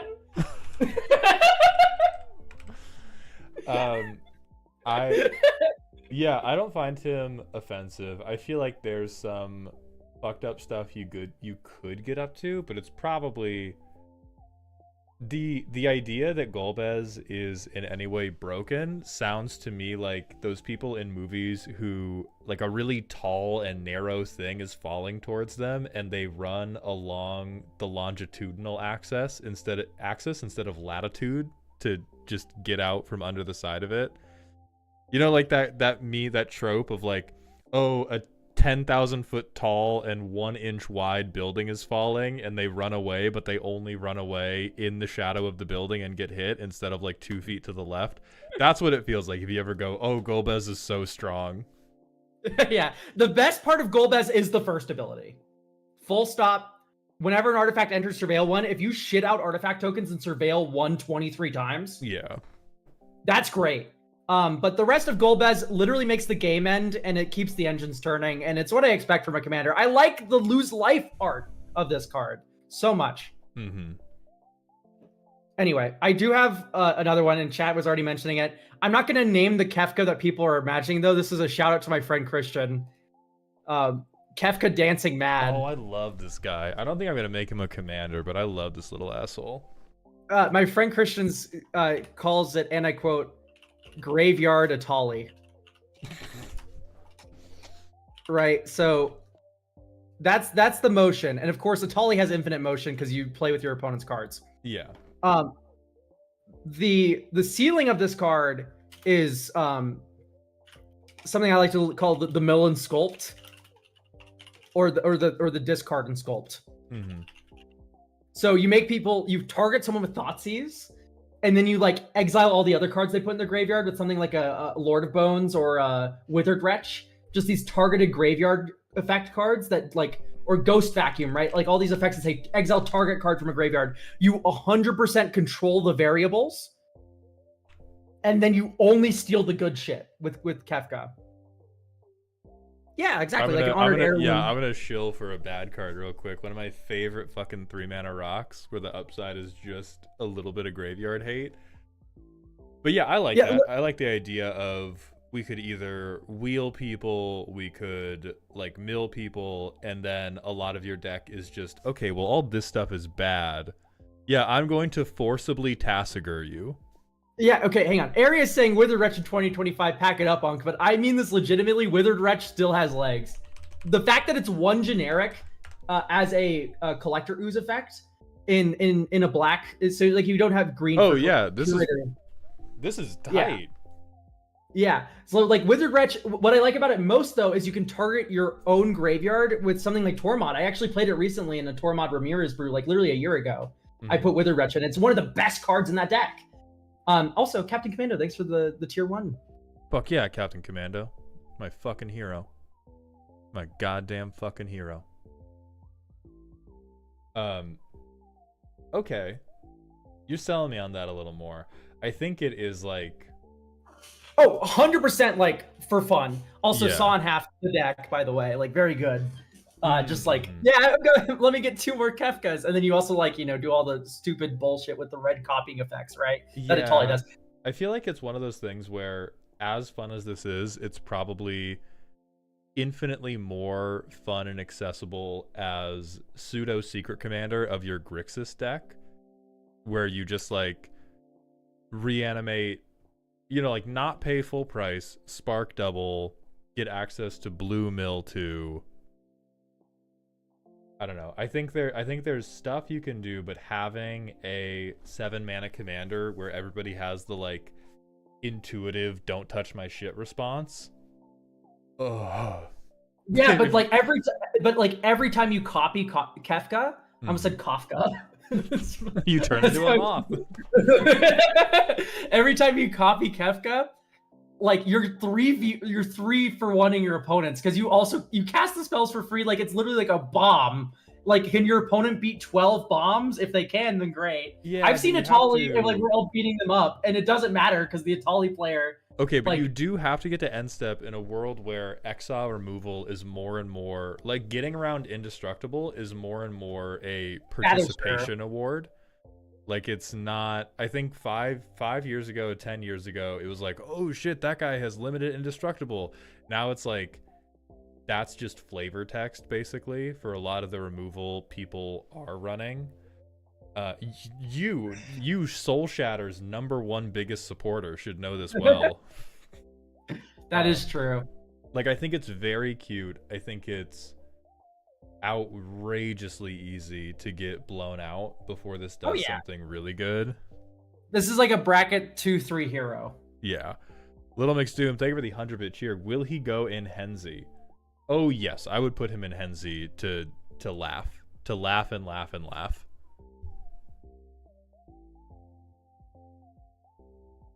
Okay, so this will be the last Mander I talk about here. They finally let Mono Red draw cards. This guy draws so many fucking cards, it's unreal. Yeah, Cleave. Cleave? Yeah, I'm gonna get big and tall Ifrit. Yeah, this is getting high red devotion is easier than most people would think, and it turns out you can just vomit your hand and then play this man and be like, holy fuck, I got a free mulligan. It's like actually a personal Wheel of Fortune. That's how good this card is. And the best part about this, what makes it better than personal Wheel of Fortune, is you could just like any Twin Flame. I'll just do it again. Oh god, yeah. Yeah, for the low price of playing a devotion heavy red deck. Oh my gosh, the horror.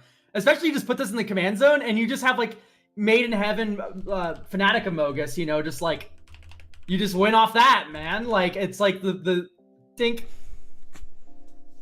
I think it already beats a Precon. Let's be a little bit I don't believe. I think your deck beats a Precon. I think if we did the Family Feud test and we took 100 people who had played Magic for at least 1 year and locked them in a room and had them build a Clive deck and they had to beat a Precon or be shot, we would be burying 95 bodies. I'll add to the ceiling. This is a mono red deck's 99 strongest soldier. For sure. But yeah, I think there's a little bit of motion here because I really do like the add 4 red on the back quite a lot. Yeah, I think the add 4 red has a lot of stuff, but I think what will limit this card greatly is its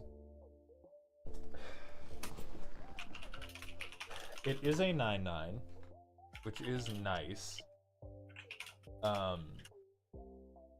I feel like for the most part, people are just gonna get lost on like, how do I create sufficient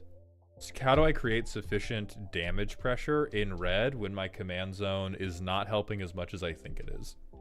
Like, I don't think this guy's gonna be a good Voltron threat.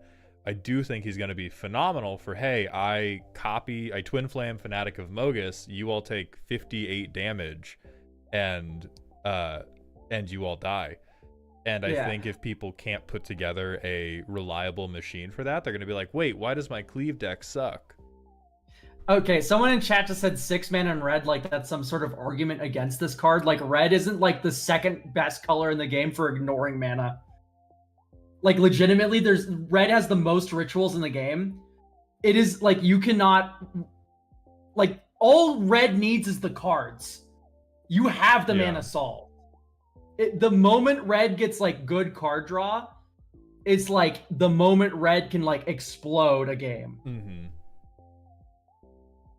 So yeah, I think and it's like, it's 6 mana, but you barely want to rush to this man in the first place, because the whole point is that my hand is full of good or at least decent high devotion red cards, and then I play him when I have 1 card in hand, and I do discard 1, draw 8, go fuck yourself.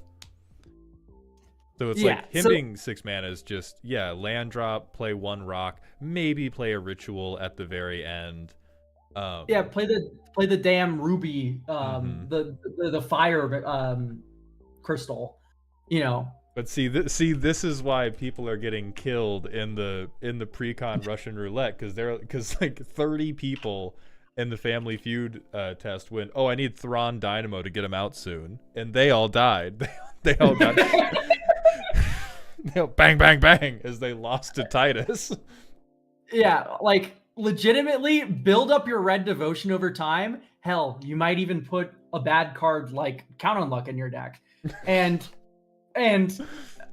eventually, you can just go, like, ritual, Clive, draw 7 billion, ritual, and then you go Fanatic of Mogus, Twin Flame Clive, ritual, you know, super kick like a like hasted Horizon. Past in Flames. I don't know. Yeah, exactly. Past in Flames exists. Like, this is like a really good Ruby Storm deck, or you can go burn.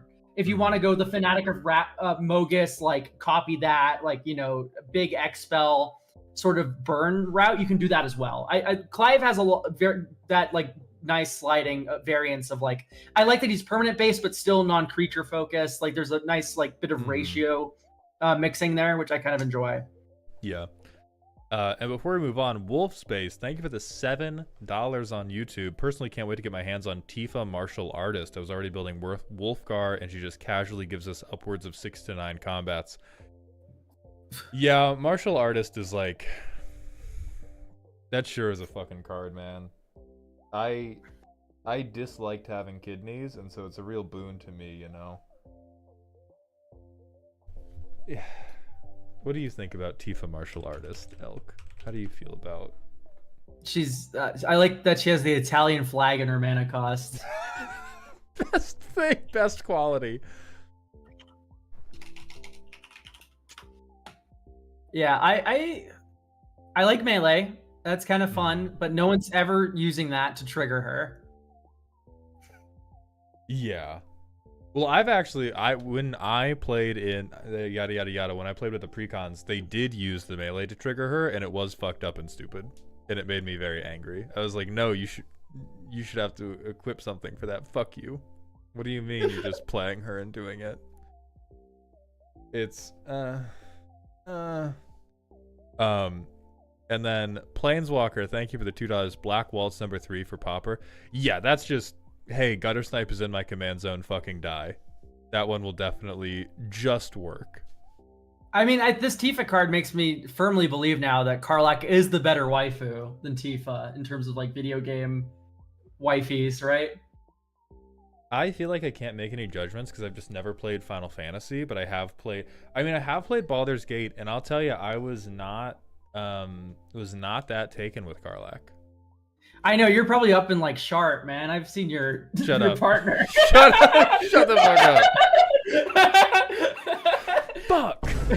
Fuck. You don't strike me as like a puppy girl enjoyer. You need like a cat girl. You know what I mean? Oh. Yeah, I was. Yeah, Captain Commando saying that in chat. I think I'm pinning this. Tifa's the better waifu because she's so supportive and caring. Like that isn't Karlach's entire Wait, that's Karlach's whole thing is I'm generally having a pretty good time. Like that's Karlach's entire personality. She's just like, oh yeah, like, oh no, I have a huge number of problems. Don't you worry about literally any of those. I'm hanging. Thanks, Ageless Coast, for subscribing with Prime. But yeah, there's. I do agree. Minthara is the best waifu in Baldur's Gate 3, though, easily. Oh my god, Minthara's crazy. Minthara's I love her so much.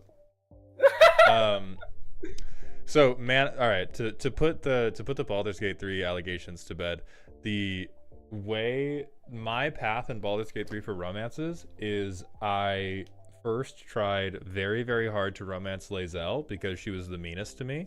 And then as soon as she was ready to be boyfriend-girlfriend, I dumped her for Shadowheart. That's awesome. And then every other playthrough, it's just been immediately Shadowheart. There's one like evil playthrough where I'm with Minthara, but like being evil in Baldur's Gate 3, they just like fuck you over so bad. They're like, what if you got less stuff and people didn't like you and you were less drippy? It's just fucking awful. I love Minthara so much, and I'm so happy that they made it so that way you can still do a good path and get Minthara as a character. Mm-hmm. So because Minthara is legitimately one of my favorite characters in that game. I just wish there was more of her. That's the only issue. Is like she says so little in terms of like depth to her. Well, not depth, but you know what I mean. Yeah, I wish there was just more of her because I actually find her a really compelling evil character. Like she's designed really well.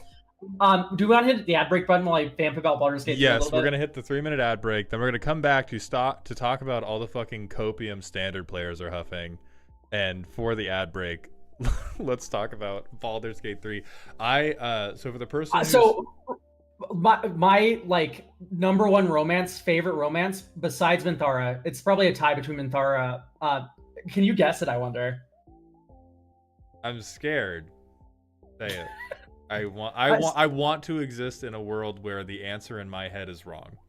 Let's say it. It's Asterion. Oh, thank fucking God. Okay, yeah, Astarion's a little cutie. What do you think I was gonna say? I wasn't extremely confident. I was very worried that you were gonna say Gale, and I was gonna have to bury a harpoon in your chest. No, Gale has sex fully clothed. Fuck that guy. I fucking hate Gale. The only time I let Gale speak was in my first playthrough because I saw all of the like TikTok romance edits about him and we're like, give him a chance, and I heard what the man had to say, and now every time I see his hand, I tear that shit off and leave him in the portal. That fuck himself. Gale has some of my favorite like lines in the game for sure, like that make me fucking laugh, but like God, he is like such an ass. Oh, he's such a dick, dude. He's just like I like Asterion a lot because the reason why Astarion's my favorite, just to get back into Asterion, first things first, Neil's voice is like so hot. but also legitimately, I think I have like a wounded puppy sort of like attraction. Yeah, you can fix him. I can fix his floor is terrible. His floor is 7 turns of land pass, and Elk's like, if I could just flicker him.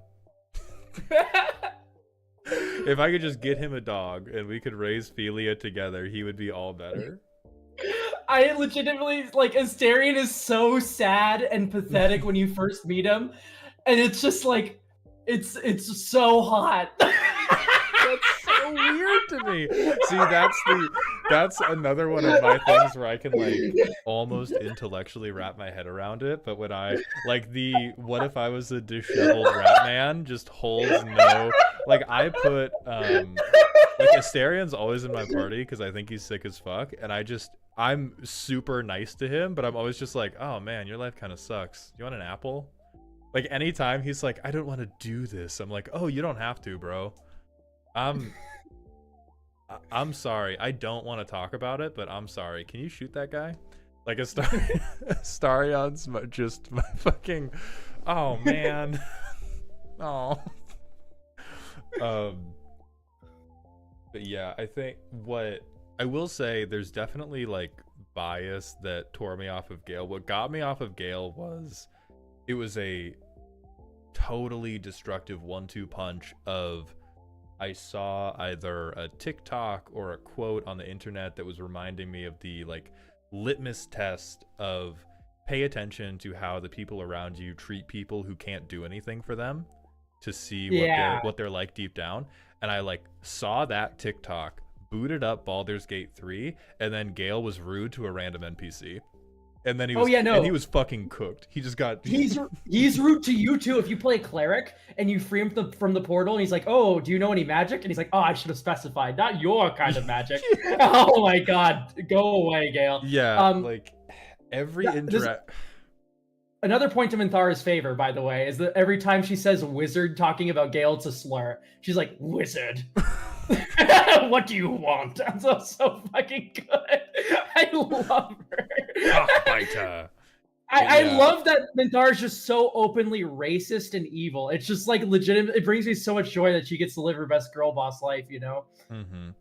But yeah, like Gale's entire, it was just like any character that he does not perceive as being able to do something for him or be already doting on him, he's just an unrepentant shithead to. And after that happened twice, I was like, yeah, you know what if you died every time I saw you, bro? Listen, it pisses me off a little bit because I just got my ears pierced like a month ago, and I'm finally looking at some like new earrings so when I can swap out these studs, and it pisses me off so hard because Gale unobjectively has the best earrings in the game. Mm-hmm. And I like, why couldn't they give like one other character good earrings that I could steal? Okay, you gotta reclaim them. Listen, Devo Gaming, I do agree that Will is at least like undervalued. But if you romance Will, you are like maybe like the same as like a pair of khakis or white bread. Go kiss a board, dude. You fucking lay a granite slab down by the fire. All right, before we get back into the business, we have some super chats to catch up on. Jaren, thank you for the $5. I demand lightning army of one recognition. I wish you the best of luck with that crack pipe. I do think there's some hotness lightning here. Is fine. Yeah, she cool. It is very funny to like first strike alone. Hey, ball lightnings, relevant damage numbers now. Yeah, I like the political aspect of lightning as well. Mm-hmm. Oh yeah, you'd be like, hey, get him! Yeah, exactly. You just like bash someone over the head with lightning, and then it's just like... It's the Smash Bros thing of like, that guy still has 3 lives! And then everybody just wham, wham, wham, wham. And then Wolfsbane, thank you for the $2. Yeah, you would just put Karlach in Tifa, I agree. And Ross, thank you for the 5. 2 things I want to mention. Poo Poo UFO is going to go so hard in my Omo deck, and Summon Leviathan is going to be gross with Nesting Grounds in the same deck. Yeah, I'm so glad. UFO I'm so glad you think you found a use for that. Walking Atlas too. I mean, like, yeah, Mono Blue Ramp exists. Walking Atlas, but in the air. How about that? And it can block. Yeah, no, it's not nothing. And then let me look at Summon Leviathan. I straight up don't believe you, but I will look at it. Summon Leviathan is... I'm so mad at this chatter because this is one of my favorite cards. I mean, it does free up a slot for this because I did have a lot of them. Oh, perfect. But this is like a personal favorite, Summon Leviathan, because I have a Kinesos deck. And put this motherfucker next to Slinvoda, and realize why I'm excited. Because I already run Slinvoda as like I've ramped enough in my Simic deck to kick it and bounce everything. This motherfucker just bounces everything, and then I draw 7 trillion cards twice. Yeah. And it has Ward 2! Mm-hmm. Yeah, so this instant speed, by the way, with Kinesos, because Kinesos is 4 mana, activate, you can shit a sea monster to play. So you can stack this on top of your library with the Brainstorm, then activate Kinesos and just whoop everything back. And this is one of the rare ones that say Merfolk in the list of creatures for the sea monsters. So you don't bounce Kinesos because he's a fucking Merfolk. That is fucked up. Okay, so we know there is one Kinesos enjoyer in Wizard's Design who was like, oh, I need my Kinesos deck needs some fucking heat. All right, so let's move on to standard players huffing copium. This is sourced from Reddit comments. The 2 cards I have seen people talking about are Self-Destruct, which is not going to work, and Summon Fenrir, which is also not going to work. Self-Destruct was brought up with respect to like mice aggro, and I feel like some people are going to try this and just immediately realize, hey, holding up 2 mana and aggro is actually way too fucking much, and then they're gonna fall over dead. I saw somebody with no hint of irony suggest Summon Fenrir is gonna be playable because you can do Llanowar Elves, Summon Fenrir, play a 6/6. I like Self-Destruct as a card, but like this being said, I don't know next to nothing about Standard besides the fact that it's built around 3 uncommons, stock up the beanstalk, and I forgot the third one because I literally played Standard and look at it so infrequently. Corey Steelcutter. There you go. Yeah, Corey Steelcutter's the third card. But yeah, no, I mean this legitimately. The only bad format I play is Commander, so like I don't have time for Standard, you know? Yeah, I've tried to play Standard multiple times, and it's been, I think, some of the least fun experience I've ever had while playing a game in my whole life. I'm not sure if there are other cards that people think are going. I mean, I'm sure there will be stuff that is fun to play at your locals, but in terms of impacting the top end of Standard, the good stuff is so good, and there's so many of them that ain't shit happening. Okay. Oh, and then before we get into the bangers, I want to talk specifically about crystal healing. Yes, crystals. And I want to pull in the fucking dumb crystal cycle. I wonder if I put the crystal into Scryfall. That almost did it. It got a relatively clean one.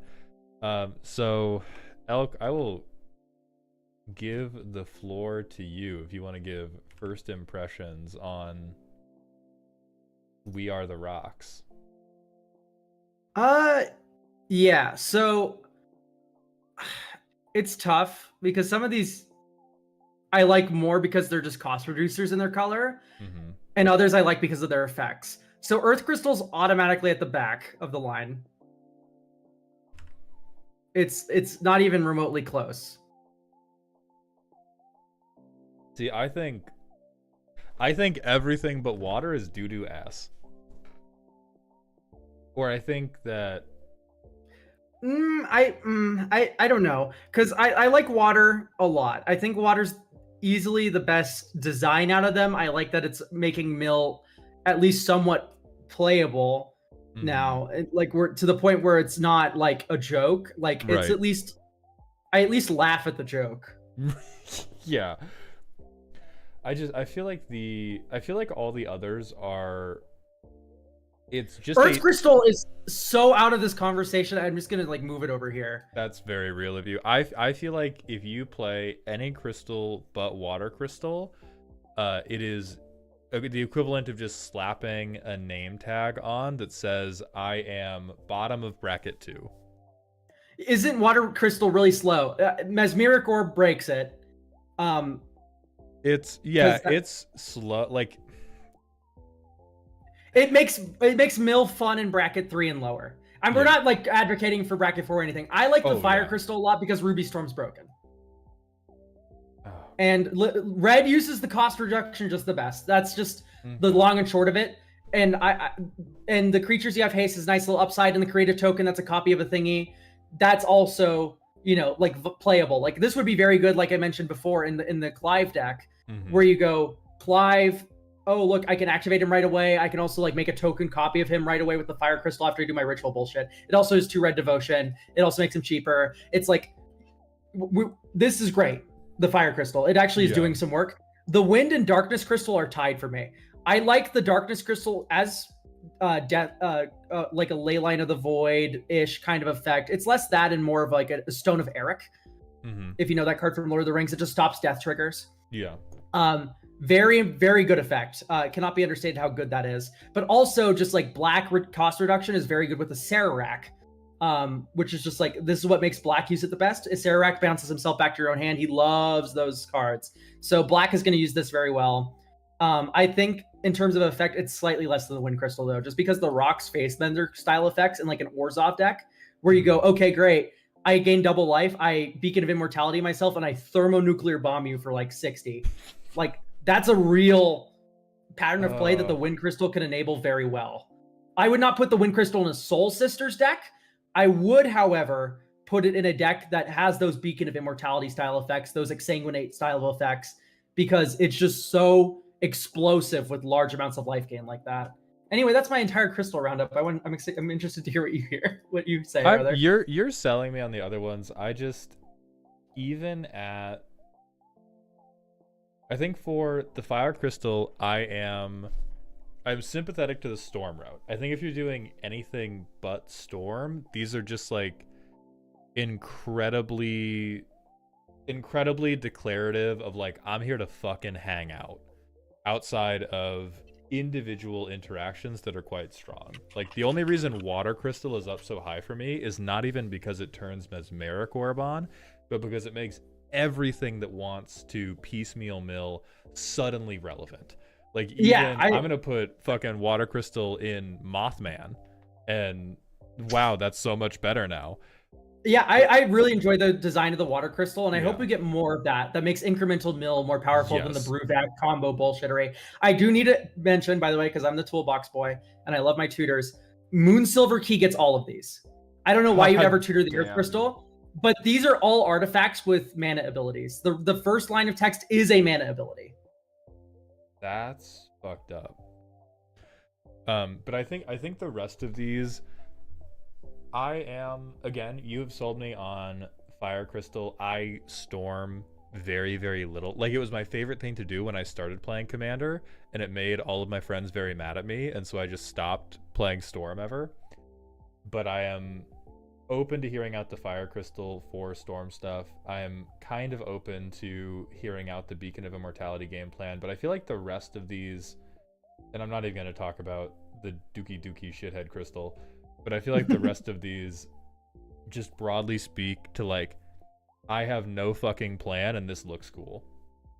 Like, I think for darkness crystal,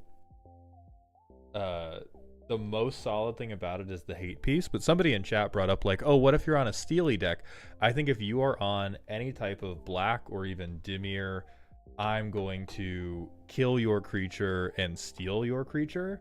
There's, to be precise, 99 better things you can do than play Darkness Crystal, and 40 of them are Command Tower. No, I'm an idiot. My bad. I got confused. It's not actually a mana ability. You guys are correct. Alkaline! No.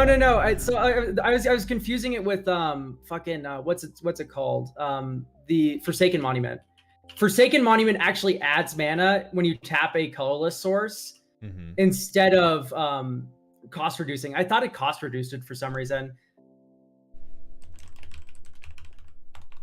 Anyway, sorry. Yeah, no. So these cards are like 1% less cool because you can't Moonsilver Key for them. But yeah, so I will, I mean, hold on. Actual picture of Elk right now. That's true. But anyway, so yeah, I will give the like individual cool interactions, but I think Water Crystal is enabling strategies that I think very specifically were not enabled well before. And I think all the other crystals just do a worse version, like they are a worse redundancy of a thing that already existed, and so they don't grab my eye as much, because I would rather like because like I guess the things they enable don't feel quirky enough. Like I'm being a Hot Topic kid. Like I'm like, oh yeah, the 18th storm enabler for red, how quaint. Oh, you're gaining additional life, how fucking quaint. Like, oh, we're exiling stuff, how quaint. And then Water Crystal, I'm like, Mothman's gonna make you mill 7, which is like total personal bias, right? I realize that's just 100% the play patterns that I like to do in Commander, but the stuff that, yeah, I just don't find a lot of novelty in what the other crystals are giving, and I feel like the Water Crystal is going to open up space for a lot of stuff that was otherwise like just total caca ass. Like everything else for piecemeal mill was, you are doing Brewvac to double it, or you are losing that game while everybody boos you. Yeah, I can see that. I do understand the assessment that all of these are already kind of established effects in these colors, whereas the Water Crystal is actually quite literally doing something very new. Yeah, like we're breaking some new ground. Like I can't even read the 6 mana. I'm too deep in the K hole after reading that mill 4 additional ones. I don't even know what the tap ability is. But I am sold that there are like reasons. So you've brought me up from I hate these. And then, all right, let's get into stuff we love. Yes. So, I mean, I have a few already picked out. Perfect. So do I. Yeah, I figured. Non-legendary. These are all legal game actions I'm doing here. Some are calling it good Phyrexian Arena.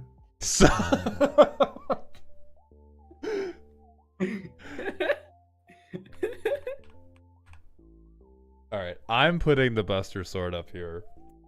I think this is my like, I will not force us to have a 45-minute argument about this versus Feast and Famine or this versus other equipment. I think this is the first equipment we've gotten in a long time that you can consider playing in a deck with no equipment synergies. And I think that is great because it also does not come close to being bracket 4 playable. And I think that is a good middle ground. I could rage bait here and say, like, ooh, Sword of Feast and Famine is actually better. I think ultimately, in the grand scheme of things, if you care enough about equipping an object and then attacking with it, both would be perfectly reasonable answers. Even Fire and Ice is a great answer. That 2 damage ping is very substantial. Just like, oh, I'm gonna like spot remove your dork. That's a very big cascading effect on the game. But Buster Sword perfectly slots in alongside those as like, yep, this is a commander equipment of all time. Like legitimately, like if you put it in your deck, you're gonna feel good. And okay, hold on. So Titties has brought up, this is the one argument I will fight about. It's Key to the Vault, but colorless and otherwise worse. You are gonna win an award for wrongest person alive. So the multiple people have made this fucking comparison, and it makes me lose my fucking mind, because Key to the Vault requires you to have a good creature that you have faith in getting through. Buster Sword is creating combat pressure on whoever the fuck you hand it to. Yeah, there's no stat boost on the Key to the Vault. That shit sucks. You give Buster Sword to a shitty mana dork, and all of a sudden you have something that can trade with like most creatures in the game. And if this first line of text is huge. Yeah. Like anybody who compares this to Key to the Vault is missing the entire point about, oh my god, Gutter Snipe is gonna beat your ass. That matters. Like, do you guys know how many like creatures have toughness greater than 5? It's not as many as you fucking think. So if you play 2/2s, you put Buster Sword in your deck, you hand it to a random 2/2, nobody wants to block you anymore. Other than the Aristocrats player, and you just swing at anybody else. Anyway, I'll stop yelling there. It's quite good. I have, as a thought exercise, I have begun putting it in every bracket 2 and 3 deck I have built, and it's always good. It's just All never. right. Yeah, I'm down with it. I really do enjoy the Buster Sword. Yeah, like you said, I like that it's. I don't know. I'm kind of into it. I was originally pretty lukewarm on it, but like I get the appeal now. Mm-hmm. All right. So what's your next banger? Summon Knights of the Round, Oh, baby. you God. And This card's wouldn't. cool. It is pretty cool. I like that the Saga player now has to kill me. I like that the Saga player At long last. at long last the Saga player is gonna kill me, and I'm very happy about that. And besides that, I really like that the last mode isn't just night creatures you control. It gives it to all of your creatures, and this feels like a legitimate like build around. Like if I wanted to make this really like the star of the show, I'm gonna put in some sort of proliferate deck, and then I need to find a way to cheat that Saga out into play because I'm not gonna pay the full 8 for it. But even if you just pay 8 mana for this, you don't feel robbed in a casual like bracket 2 to 3 game. Yeah, you get 4 bodies, one of whom's indestructible. Like that's for sure. That's 8 mana stabilize in Commander. Yeah, so I just like the design. It's fun. It makes a billion dudes, and then it makes them all indestructible and huge. I love knights. I love knights. Yeah, okay, I'm down with that. There's an Arya is mentioning another one that I really liked. I saw this while trying to help work on an Emmett Selk deck, but it was Memories Returning, which is another Factor Fiction-esque effect. It's only sorcery, which is going to gate it a little bit, but it also gives you flashback, and it's basically top 5, but I always get 3, and I always get the best one. Yeah, you always get the best one, and then you get the 3rd best one, and then the 5th best one. Yeah, and so I read it as 4 mana. I get the best card out of the top 5, and then I probably get a land, and then I get a loot box, which is probably terrible, but who cares? Like, this is just, if you ever resolve Memories Returning and you're unhappy, you made a bad deck, I think. Yeah, I think I agree with that assessment. I like that you do get the best one. Yeah. That's a big part of Factor Fiction, because Factor Fiction, they put the best one in a pile by itself. Right. And then you're like, oh, here's like a mana rock, a dork, and like 2 lands. Yeah, and so if it let the opponent tuck first, I would be way less up on this card, but it letting you pick first and then you get 2 more things out of it, like probably going in every casual blue deck that needs to refill its hand. Yeah, this and Stock Up are like brother sister. Oh yeah, this and Stock Up are so good. Jesus.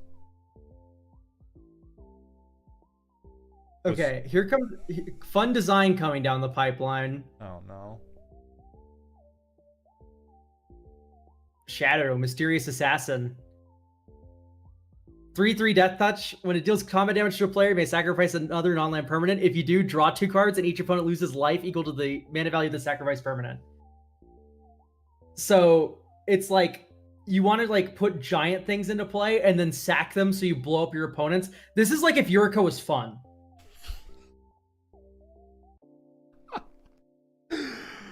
Oh my fucking god. And I mean, like that's the long and short of it. This is if Yuriko was fun. Yeah, it's a broadside bombardier. Yes, I do love it. I do think just to slow down anybody in chat who's already opening up Moxfield, I feel like this man is in 99 solitary only because I feel like the stuff you can do with him gets so much better once you add any other color that's also good at cheatery. Black is certainly not devoid of cheatery, but I feel like if you give this Golgari, Rakdos, even fucking Dimir, your ability to honk with him gets even better. But I do think he's playable as a commander. This as a second broadside bombardier is really dope. Like to me also, I do like this in the command zone. Think about 3 mana braids. The one where you sacrifice something and then each opponent has to sacrifice something that shares a type. Yeah. This is like you getting 2 of those Braids cards for free if you connect. That sentence you said just bounced off my fucking skull because I do not play Aristocrats decks.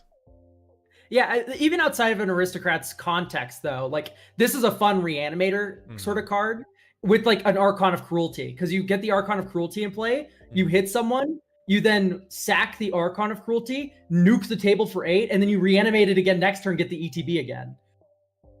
Right? Like, so big ETB reanimator sounds like a pretty decent time. That sounds nice, but I think that trips up why I would want it to be in like a 2-color shell or something, because what I feel like that is okay, so now I need Commander. I don't think I need Evasion, because who's going to block a Death Toucher? Yeah. And then it's like I either need 2 reanimate effects, or I need the mana to shit out the big shithead in the first place. And I feel like in both cases, I would rather just get it out and then fucking punch you with it.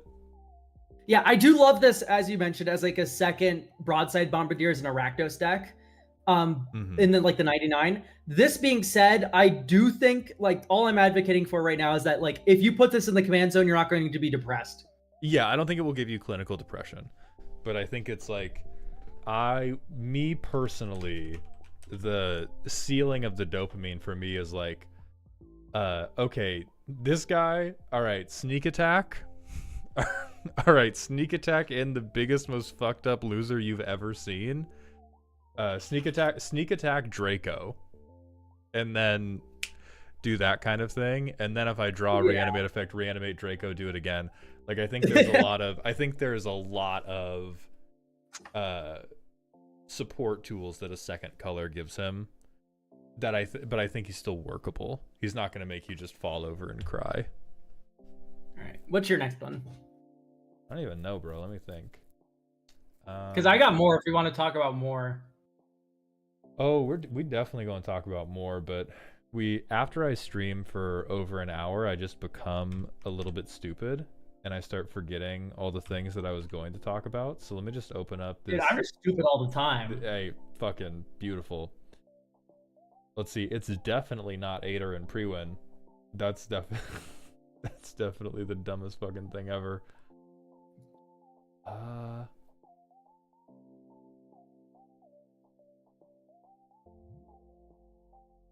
God, I know that I liked things in here.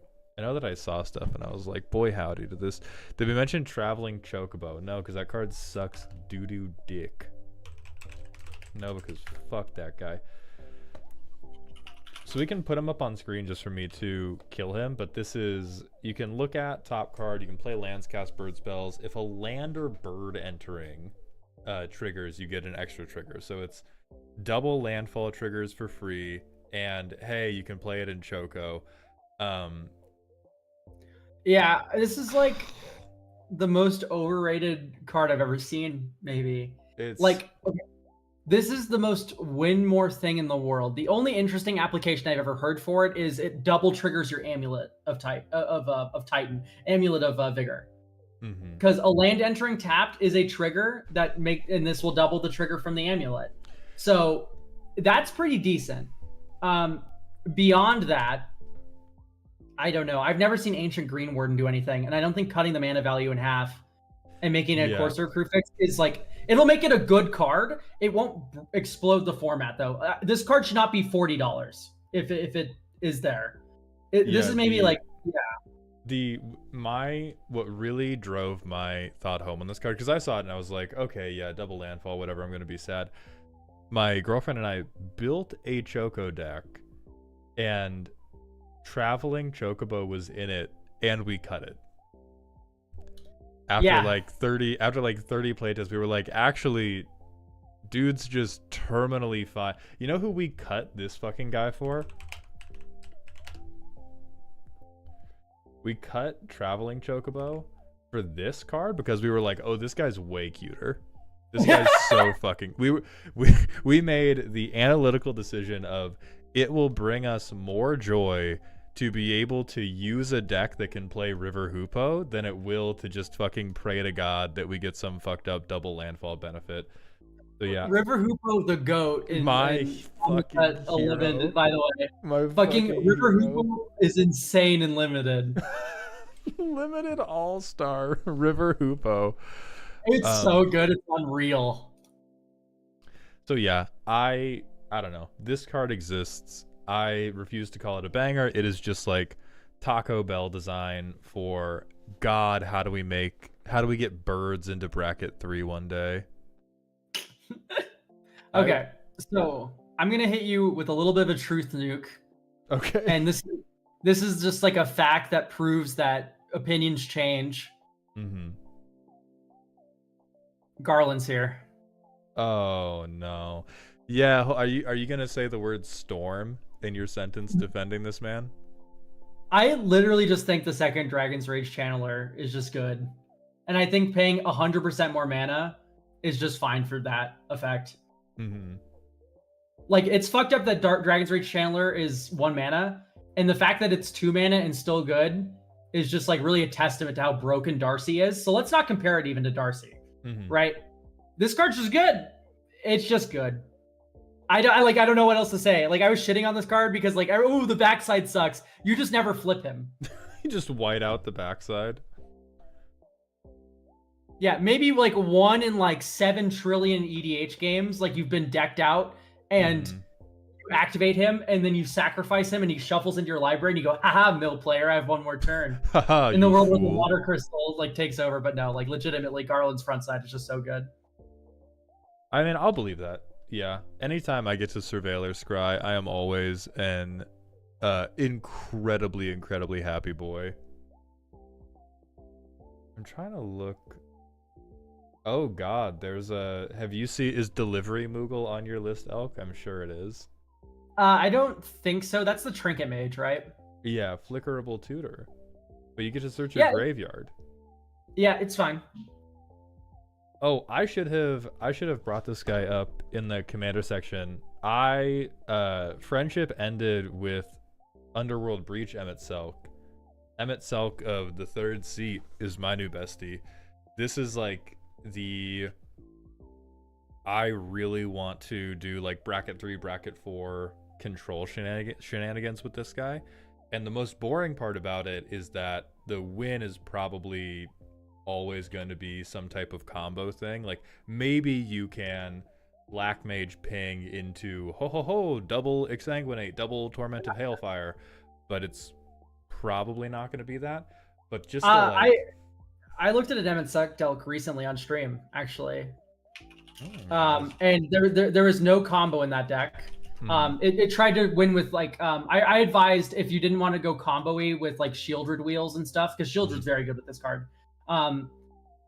Shieldred's just good, of course, but the synergy is like they draw a card and they lose 2 life, you can cast a spell. Known commander combo, Shieldred and Breathing. Yeah, exactly. But and the interesting thing with Emmett Selk here is if you don't want to do that, you can just like go Dimir big spells and you can go like Rite of Replication a creature. That's basically game winning a lot of the time because 5 copies of any ETB will just explode the table. And then there's also things like I advised Worst Fears, which is one of my recent favorite big Grixis, like, well, not Grixis here, but cards in my Grixis deck, which is just like you control target player. Oh yeah, that's fucked up.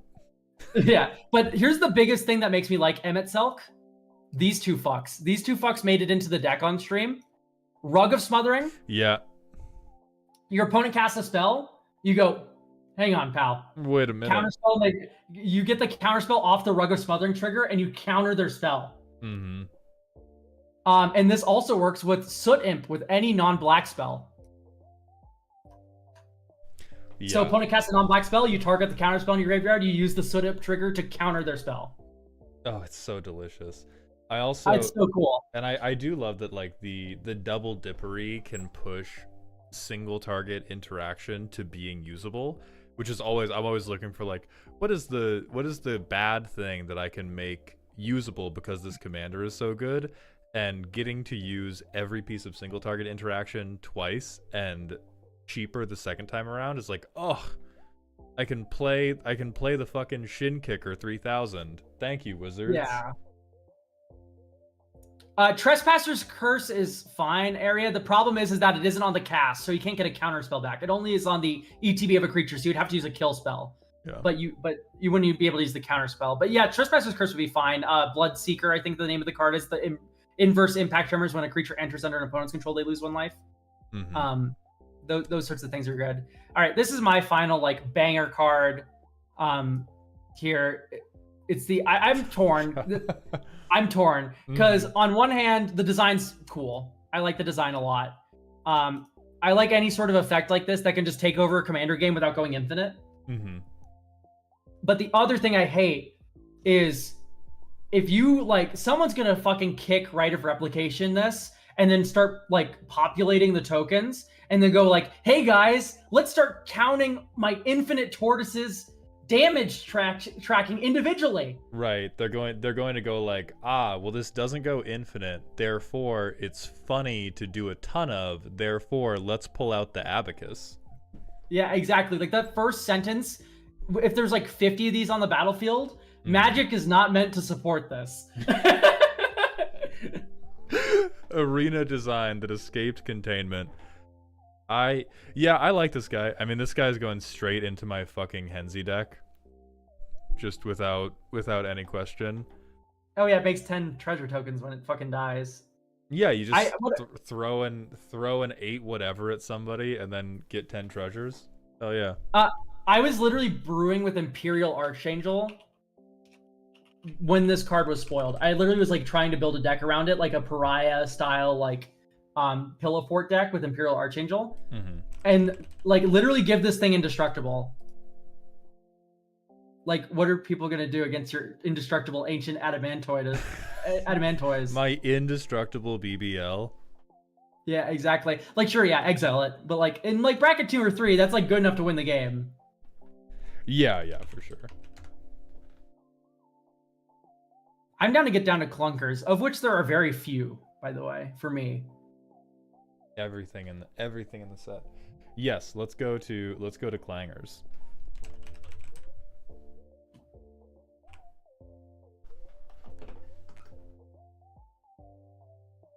What's your first hateable elk? This card is really just bad. Oh, it does everything so poorly. But he's a big moth. I mostly want to put it here to like highlight some like god tier rage bait that was posted on Twitter. Mm-hmm. So like, this card's broken, right? Why is it legendary? Oh, I hate it already. I fucking love this post so much because this card's so dog shit. Mm-hmm. Yeah, it is. This is incredible rage bait. I've never seen it better. This is children's power fantasy of a broken Magic card. But it's like, it's just so, it's so okay. It is. Yeah. I mean, what I like is, hey, flying 8/8 type yeah, shit. So what I like that the Pillow Fort effect comes with a giant fuck you beater. That's my favorite kind of deck where it's like, okay, everyone is stacks out of the game. It's so slow. Here's my 10/10. We're going to kill you over the next 4 turns. Mm-hmm. Like, that's my favorite like style of finisher for a commander deck is like, I've managed to grind this game to a halt and now it's beat down. Yeah. And this is just does that all in one card. I like that. However, I think this is like the worst to do it ever. Do you think there's like anything that can be done in standard to cheat this thing into play to do anything? Not really, no, because it doesn't protect your shit. Sarah's Emissary protects your shit, and that's huge. Like Sarah's Emissary, start cloning it. That's a game plan. Sarah's Emissary, you choose a card type, and you and permanents you control or creatures you control gain protection from the chosen type. Mm-hmm. So you go like play that, and then like you name creature. You can't be damaged by creatures anymore. Mm-hmm. You hold up a counter spell like Stubborn Denial, something very cheap, and then you go like Right of Replication, kick it on this. I'll name it every card type. I am just touch me, and then you farewell me and I cry. But like legitimately, it does it better than Absolute Virtue. Mm-hmm. Yeah, that's fair. I mean, I think this is just like this is kind of bracket to Azorius. Please do something to try to push the game over the edge. And Re-Ink, thank you for the extra 100-bit cheer. I'm not going to shut up about the Buster Sword, though. I'm going to bring it up as a clanger, too, for being too strong. Alright, so I have genuinely, like, every counters thing that is in this set I hate. But just because I hate counters in general, I think maybe, like, every +1/+1 counters card, or card that deals with counters rather than specifically +1/+1 counters, feels like a missed opportunity to me, because it's like, oh man, whatever cool thing was about to happen here is no longer happening. Yeah. I try to find an example of like one of the, I think it was like Sphere Grid or something. That was just the, not even broken good, but it's just like, I don't know, just inject the high fructose corn syrup directly into my brain at this point. What if we built your power for you and we gave you a bunch of Boy Scout merit badges about how good you are at fighting? Yeah, I mean, this is kind of just cookie cutter, right? Yeah, I despise I mean, like, yeah, it doesn't piss me off as much. You know what pisses me off? Fucking, we should start killing Yuriko players. Legitimately. I'm about to like break into Wizards of the Coast, and I'm about to like put out like an update through their system that's like eroding Yuriko commander tax. Like Commander Ninjutsu's tax now. Fuck this. Legitimately. Why do they get another? This is the third one in a fucking year that Yuriko gets a sack outlet counterspell. But how else are they gonna ever convert to top 16 at a CEDH tournament, Elk? They're already so bad. This is the third one this year. I actually saw this card talked about for Kinnan, because they were like, it has more flexibility than like Offer You Can't Refuse, because you often don't want to give people the treasures. And in Kinnan, it's like you either have enough mana to pay the extra 2, or your deck is hopefully floating enough mana that you can cast Kinnan again. What are the other two? We have Flare of Fortitude. Don't you mean Flare of Denial? That's what I mean, Denial. Yeah, I'm so white brained that I like Flare of Fortitude so much. Yeah, Flare of Denial. This sacks Yuriko. We had a third one this year.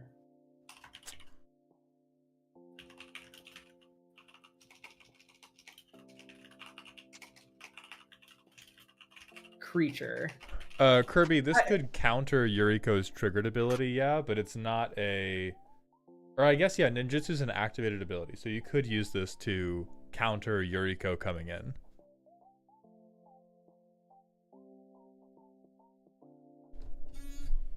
Well, also, we get Flare of Malice, of course. Mm-hmm. As another free sack outlet for... I mean, I feel like, why are we hating on the Yuriko players, right? They already don't win anything. Listen, all I'm saying is, like, Yuriko's just such an egregious design. Okay, and, like, yeah. And this just reminds you of it? Anything that reminds me of Yuriko, it's not even cards are good.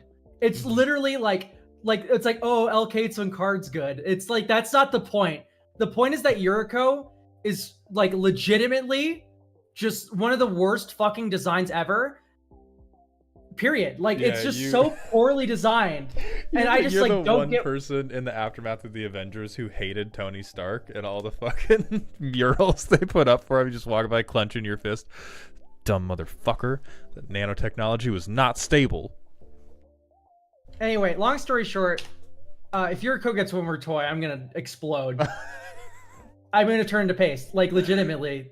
Is it like the same emotion as when you see the whiny entitled kid get extra granola bars?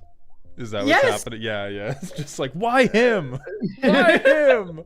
Other people earned it. Okay, so then if that sets off your prey drive, how do you feel about the ROG Psy players using this? Whatever. Do you think fun. Rogue Have fun, little buddy. So legitimately, Rogue Psy is one of the best decks in the format. It's better than Yuriko. Unfazed. I'm so happy. Go off. I love you, little fellas. Listen, fucking use it in Yuriko. It's literally the one meme of like the secretary, and it's like the guy comes in and she's like, human resources.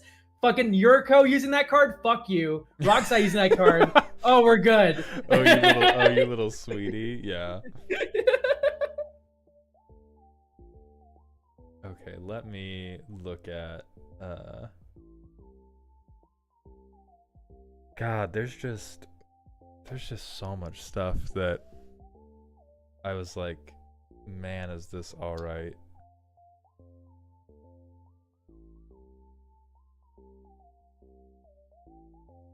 I don't know, it feels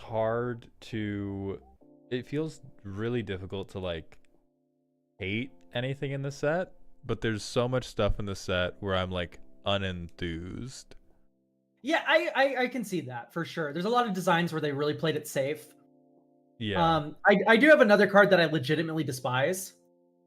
Okay, go off. I'm gonna keep looking. Oh, you know what? I do have one. All right, so fuck this little thing.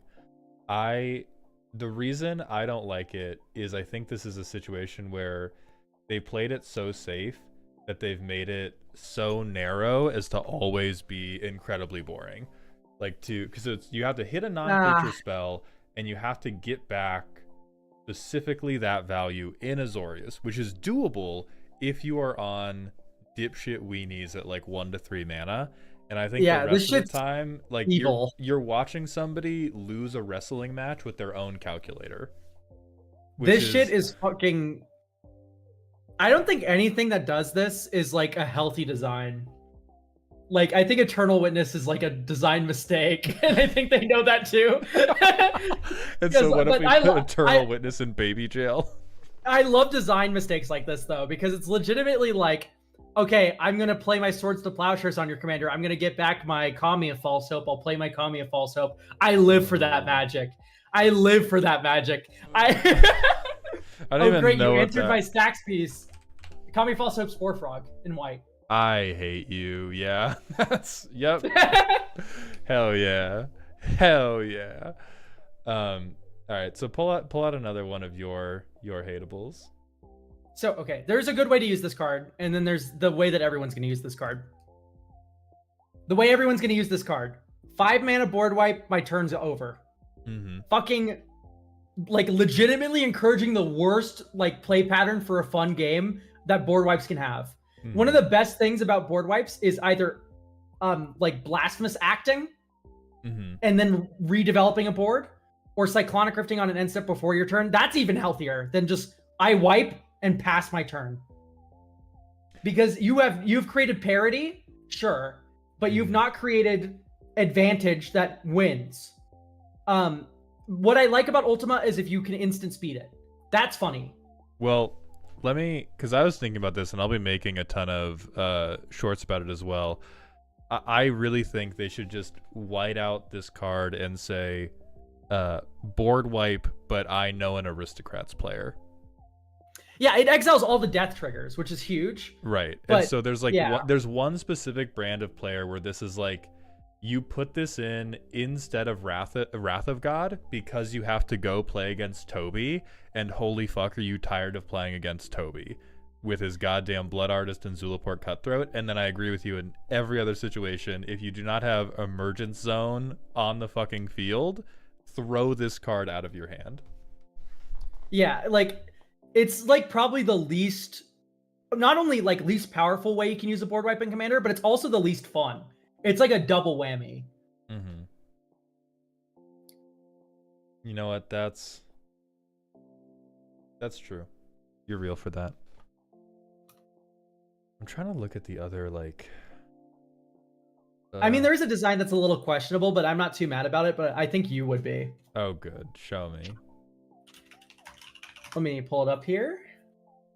Aha. This one. I was mad. I'm big and I'm a big enough person to admit that I was mad as fuck. I Yeah. liked having when green had to be locked behind sorcery speed, can't. This being able to be a response to removal. I'm trying to grow as a person, but it makes me so goddamn angry. I realize like 6 mana is quite a lot of mana to have fizzle into nothing because I shot your good creature. But this being able, and like 6 mana is a lot to hold up in case somebody's gonna like intellectually I get it, right? Intellectually I get it. Emotionally, I'm like, fuck you. That's my card super type. You make this a sorcery right now. Yeah, the reason why this is worded to be as you cast the spell instead of you get blown up by a removal spell is because it's already instant speed. And the reason is actually like a really minor gameplay thing, which is like it's trying to like shore up the bad case of using this as a sorcery speed button. Right. Because if you sorcery speed this and someone in response swords to plowshares, you basically wasted the instant mode of this, right? Yeah. Because you could have, yeah, exactly. So it's that's the reason why, and people are mad about it a little bit, and I'm like, it's okay. I don't think this is that big of a deal. Green's already doing bullshit. This is not that much bigger of a bullshit on the pile. This is just like the 87th tier of the green is heavy air quotes OP and casual and dog shit as you climb up the rafters. Like there's a ton of situations where this is going to get played in somebody's bracket 2 commander game, and it's going to trump removal in that they're going to draw like 12 cards or whatever, and they're going to gain 24 life, and they're going to be like, oh my god, green's so fucking broken, and then I'm going to get one more fucking YouTube subscriber. And the world's going to keep spinning, baby. I do think that Rishkar's expertise is better than this most of the time. I like the free spell off Rishkar's. It's very important. I generally agree, because I've played with a bunch of motherfuckers who use these types of effects to capitalize off of having big creatures. I have never once in my entire Magic career had mine or anybody else's creature shot to prevent us from capitalizing. Those effects have gone through 100% of the time.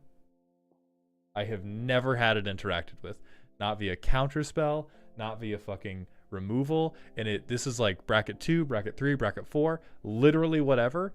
Everybody's already letting this effect go through. And so I do like it when there's like either Last March of the Ents, I'm gonna fart my whole hand onto the field, or Rishkar's, I'm gonna get extra value onto the field as well. But this is, you know what? It exists. Hey, it exists. It exists. Hey, you can say that for certain. Hey, you know what? It's a fucking card. So I think I might feel differently if I thought it being instant speed really mattered. I think this being instant speed only matters for people who are maladaptive daydreaming about the cool moments they might make happen in a commander game.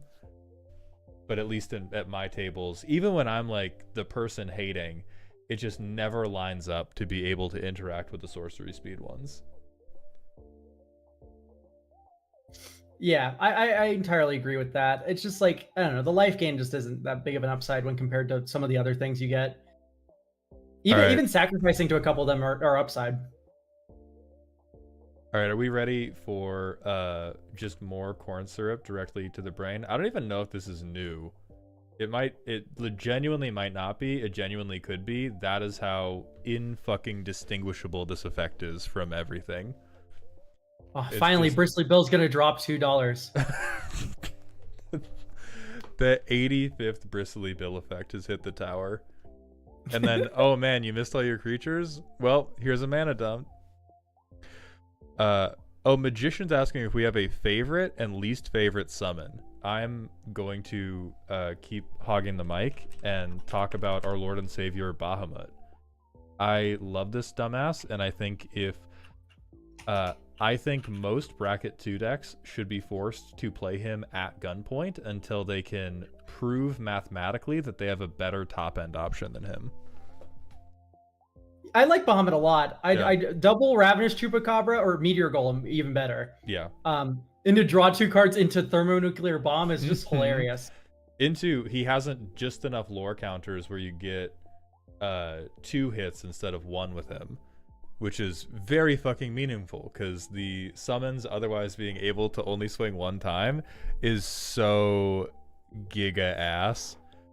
So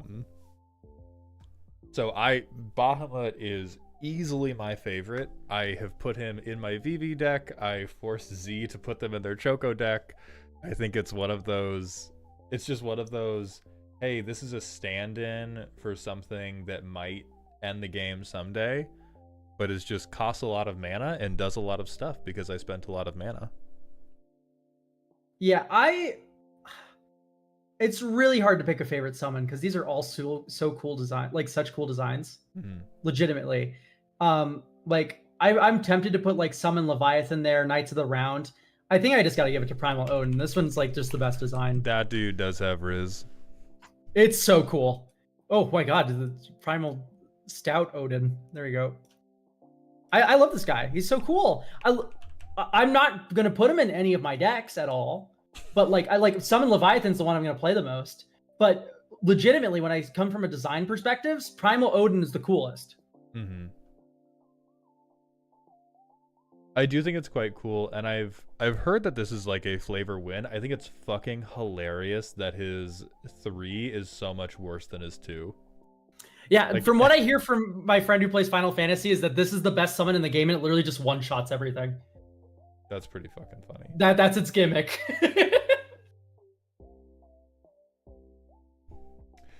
And then I think least favorite. Oh, it's this guy. Biggest missed opportunity in the entire set, because Summon Fat Chocobo is the funniest fucking sentence you could ever utter, and the effect is so whatever. Like, do you know how badly I want to be able to say I'm gonna kerplunk you and have something meaningful happen? It's such a bad effect on the funniest goddamn card. This was what Z and I cut from the Choco deck with tears in our eyes. With tears rolling down our face. We were like, it's fucking unplayable. So yeah, this one makes me sad. I'm struggling to find a card that makes me upset in the summons. Because I mean this, like, yeah, there's some of them that are weak, but they're meant for limited. Right? And yeah, no, there's not a single one where I'm like, I kind of don't like this. I think it'll be really interesting to see how they work in limited with the whole, like, if it has bad toughness, they might as well read you can't block with this. And then being extremely ephemeral on how much combat damage they can deal, when limited often has a lot of, like, grindy, like, there's often you need to be able to break staring contests, and these all kind of do that and also kill themselves, which is an interesting 1-2 punch. But yeah, there's none that I'm like, none are broken for sure. None are broken. There are a lot of the commons are half-hearted at best, but I think that's, hey, draft commons for every fucking type of card there is. And there's very few, like, here's another one that feels kind of, yeah, exactly. Yeah, but this is like, it's like a limited card, you know. That's if I'm hard casting this, put me in long-term care, bro. I'm done. Yeah, like, this is just for limited though. Like, I understand getting upset about the Fat Chocobo, because like the Fat Chocobo is funny, so I want it to be like at least somewhat playable in Commander. The summon anima is like, what the fuck's an anima? I don't really care. Right. So if the fact that it's an uncommon for draft is just like, I don't really mind as much. That's true. And so, yeah, so there's very little to get mad about, other than, again, just such a, oh, God, do I want to be able to have Fat Chocobo be like a compelling big thing I can do. And oh Lord, is it not. And the rest are just like, oh, these are cards. And we want them all to be incredibly cool, and they're all incredibly existing. They will be words on cardboard.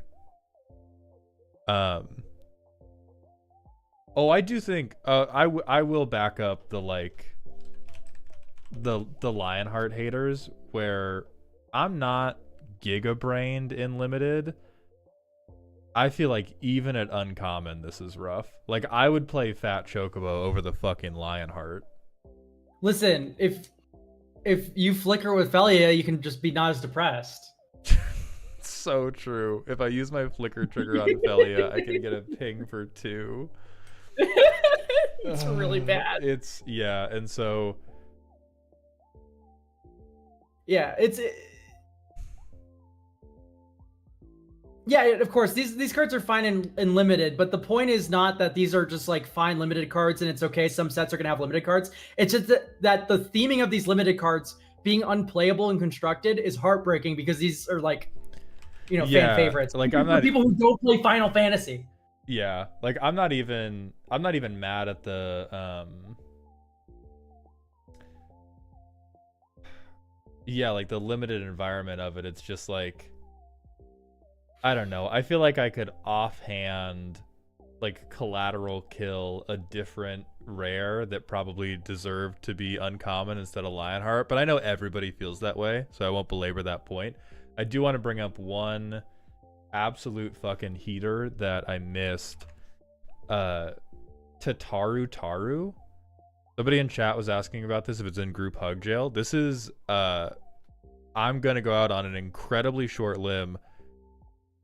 CEDH usable if you're smoking crack, and high power usable if you are totally sober.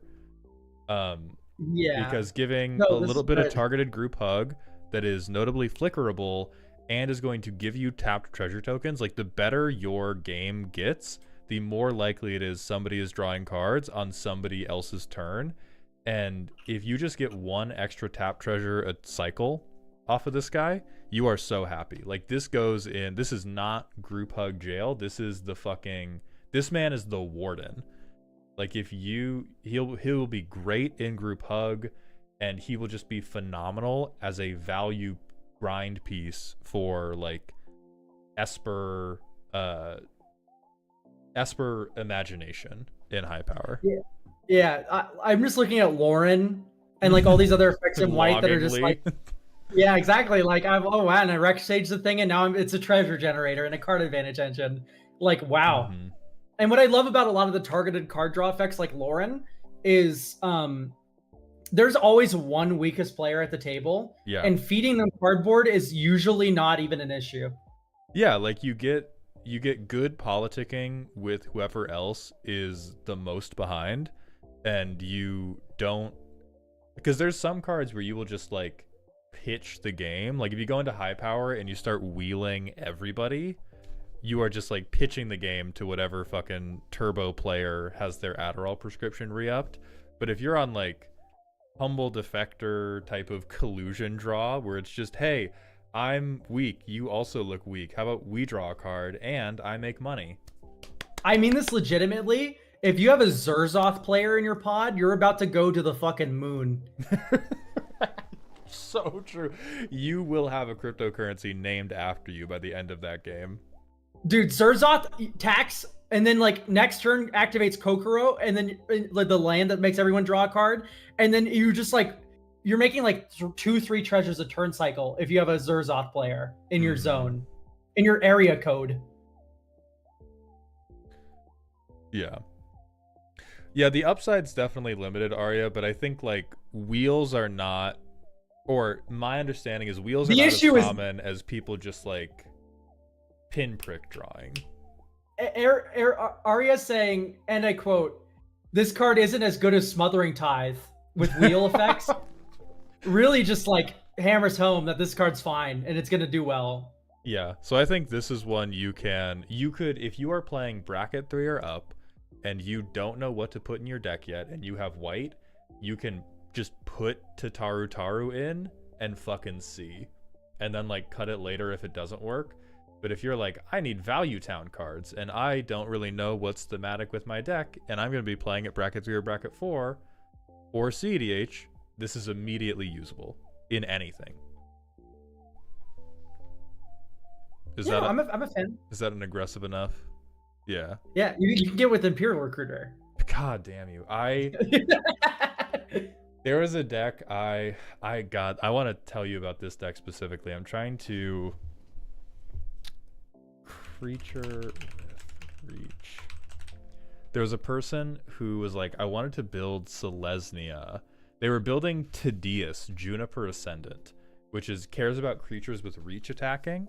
And they told me like, yeah, my dream was when I started looking at creatures with reach, I was like, wow, these are all bad. And then I realized, oh, a lot of these have death touch. I'm doing a Finn Secret Commander deck.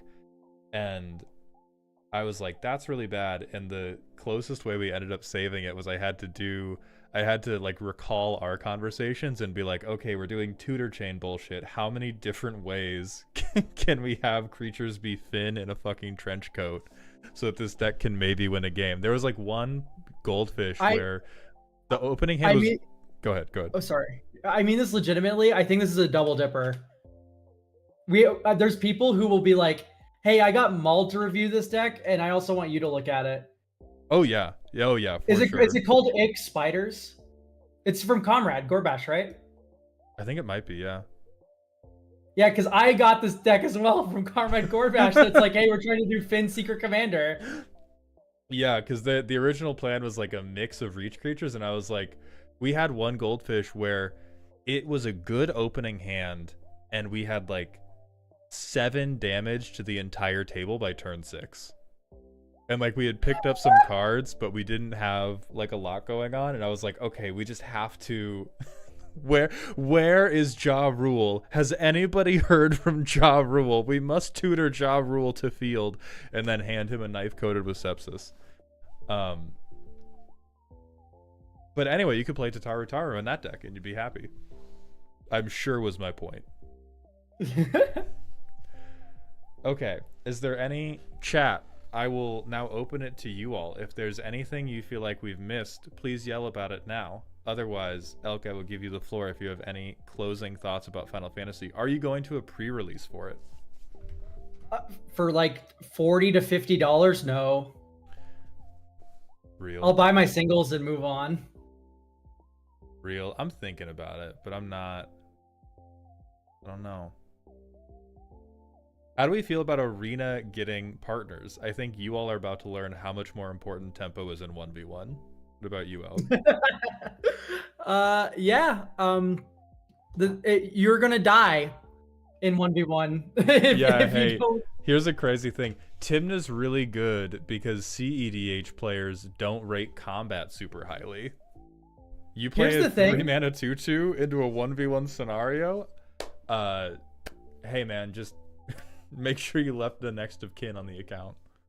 Yeah, I mean this legitimately. I said that a lot this stream. It's my new turn of phrase. But irregardless of the fact of the matter, at the end of the day, I made a video that said, "Hey, in bracket 3, be ready to win by turn 7 or be able to stop a win." And people were like, "That sounds way too early. That sounds like bracket 4." Ooh, if you cannot stop an omniscience win by turn 3 or 4 in standard, yeah, you die. You're going to get vaporized. Mm-hmm. And this isn't like a commander philosophy thing. This is just the fact. Yeah. So get ready for that. You need to be ready to not explode. That's how 1v1 goes.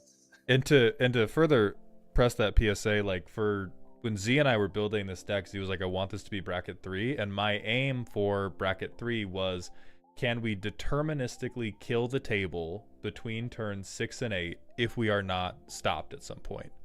Because if we can't do that, the deck is like, you know, maybe not 100% of the time, but like on most opening hands, if we don't get fucked with, is everybody taking lethal damage by turn 6 to 8? Because if they're not, something's wrong with the deck.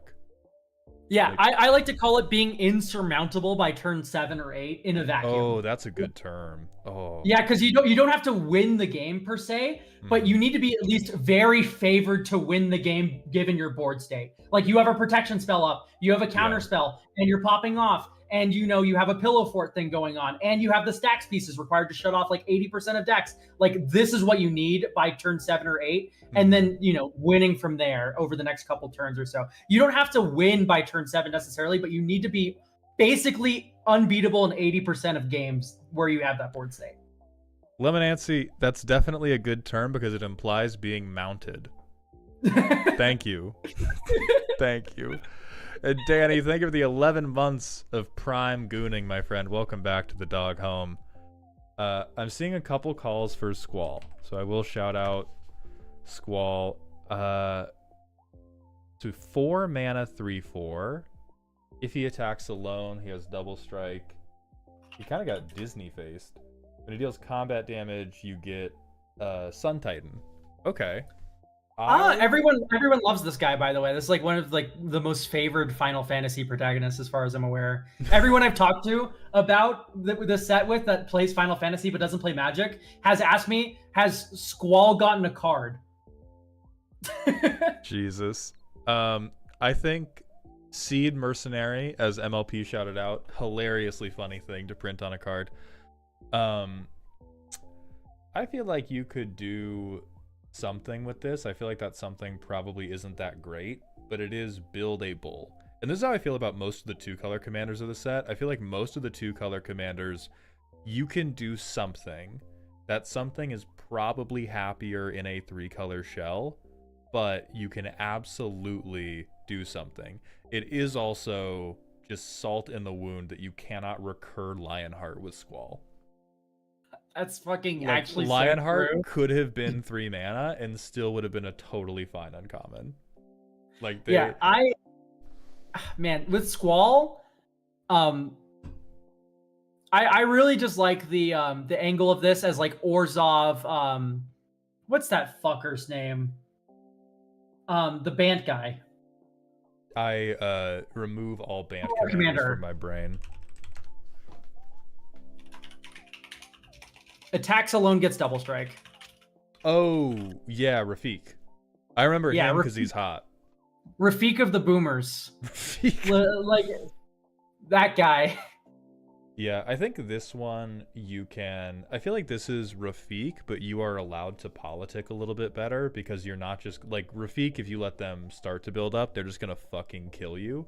This guy can, like, kind of grind it out a little bit more transparently, and you're not going to freak out as much. This card is awesome with Solitary Confinement. I've been on a Solitary Confinement kick recently. Solitary Confinement's like a 3-mana enchantment. At the beginning of your upkeep, sacrifice this enchantment unless you discard a card. Skip your draw step. You have Shroud. Prevent all damage to be dealt to you. So it's super Ghostly Prison. Oh. And what you do is you can use it as a discard outlet. You can also just sack it every turn and bring it back with Squall and bring back one other thing. And the best thing about Spore Frog effects and Solitary Confinement like this is you don't have to fear crackback. So you just murder people with Squall every turn, and you're just like, I don't need blockers, motherfucker. Do you have your disenchant? I'm going to build this now. I hate that you sold me on this, but I'm going to build this motherfucker now. I like that. And then Little McSdoom, thank you for the 31 bits. Can we look at X-Death? I'll pull him up. And Islor, thank you for the 50. X-Death has awesome art. That's all I remember. I think the card's a little mid, but his art's awesome. Yeah, this guy's like a shit, what's it called? The 5-mana Lord of Extinction. Okay, I'm going to go to bat for this guy.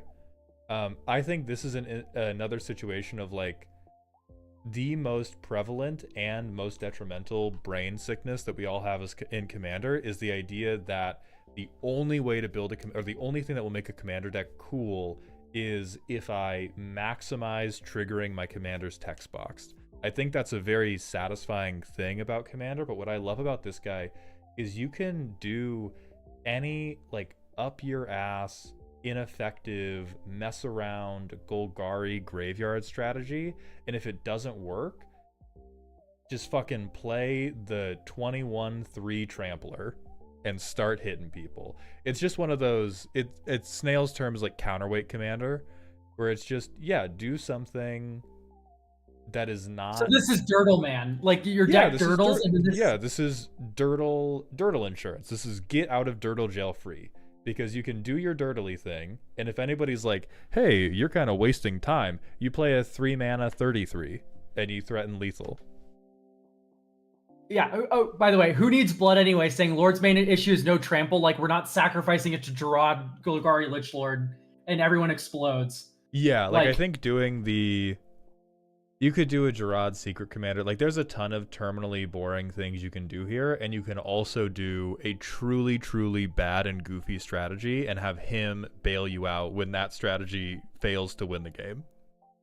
yeah, I think this card's you've sold me on it at least a little bit. I'm like, I've gone from like, wow, uncommon, glazed over eyes, I don't see it, to like, yeah, okay, it's like I'll see like one person play this in my entire life, and I'll be like, oh, okay, I beat them, but that was like cool. Mm-hmm.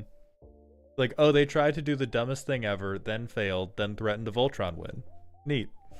Yeah, I like the fail-safe commander angle of this. Oh, I love when they're just like, hey, safety net, little buddy, we're gonna make sure you don't.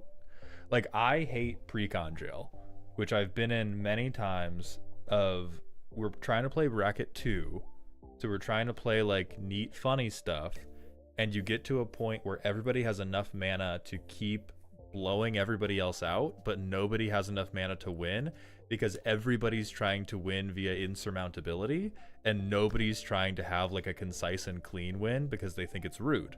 And X-Death is just like cheap cost, so you can recast him a few times, and he is just, has the game gone on a long time?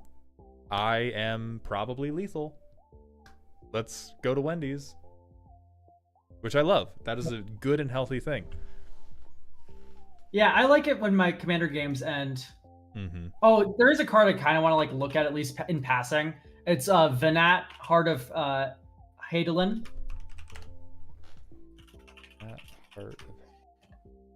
The Elder Wizard. Yeah. Z actually opened one of these from a collector box, and I was looking at it, and I was like, "Oh Lord!" Yeah, Damn, this card is the Mother fine. Crystal. The fucking The Mother Crystal. Oh no! She's literally a granite slab. Yeah, but is she about to be porous? J.O. Crystal, that's awesome. No. This is like one of those anime figurines that people keep on their little shelf. I don't know. I like this as just like a little I like any mono white card draw like this that's like, oh, you developed your board here. You're not going to die when you get board wiped. Yeah. Yeah, that is neato. I do think it's another like one person is attempting to build a Venat deck and 99 people are just absentmindedly chucking her into Dihada. But like, yeah, it's nice. I like when she flips, because you can flip her like relatively easily. Like I think 7 mana colorless is not the end of the world. And then when you flip her, she turns into like the world's best Luminarch aspirant, which is sick. Yeah, indestructible blockers is just like crazy fucking good. And then, I missed some super chats. Alec, thank you for the 5. How come no slides for the Precon backup commanders? Why didn't they deserve slides? Honestly, they just didn't please me. Do you want to talk about Persist Engine, lady? That sounds so much fun, everyone. And then, Daryl, thank you for the 2. Have you checked Ultimecia, Time Sorceress? I will talk about Ultimecia. For the Precon backup commanders, we did talk about Tifa briefly.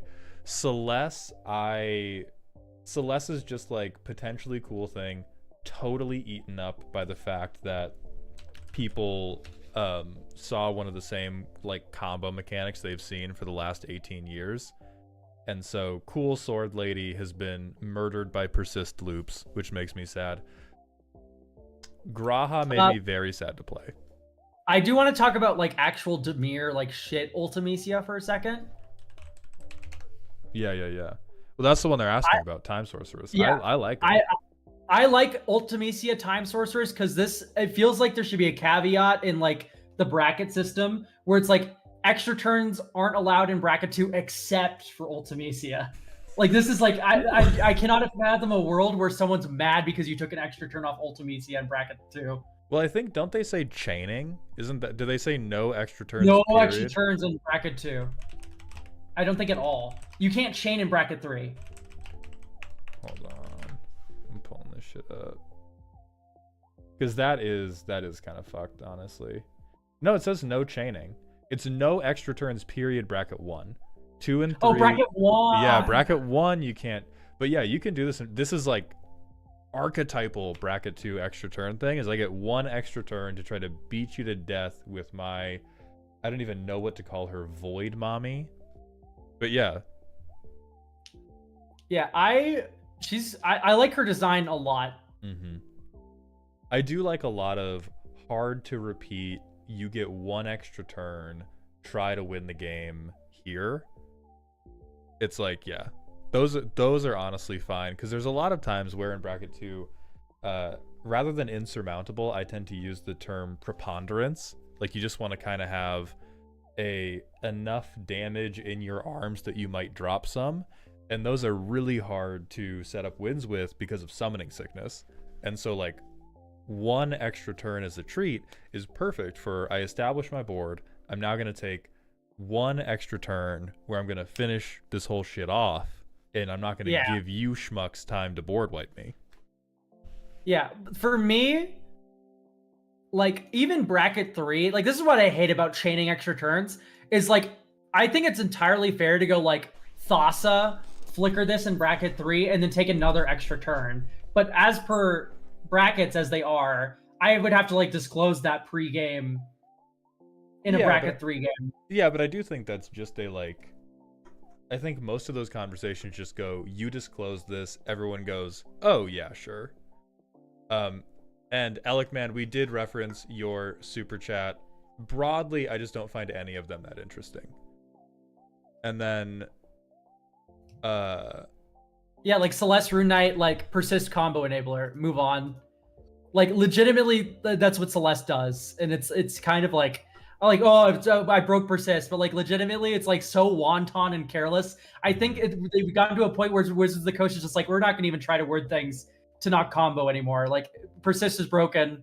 Well, let's move on. The bracket system does allow them to kind of do that. Like, it allows them to just be like, all right, we know this one mechanic is always going to kind of get out of hand, and but now we can print stuff into it, and we don't have to have people being like, you're ruining casual commander, because we can just point to the sign of like, this is for higher power.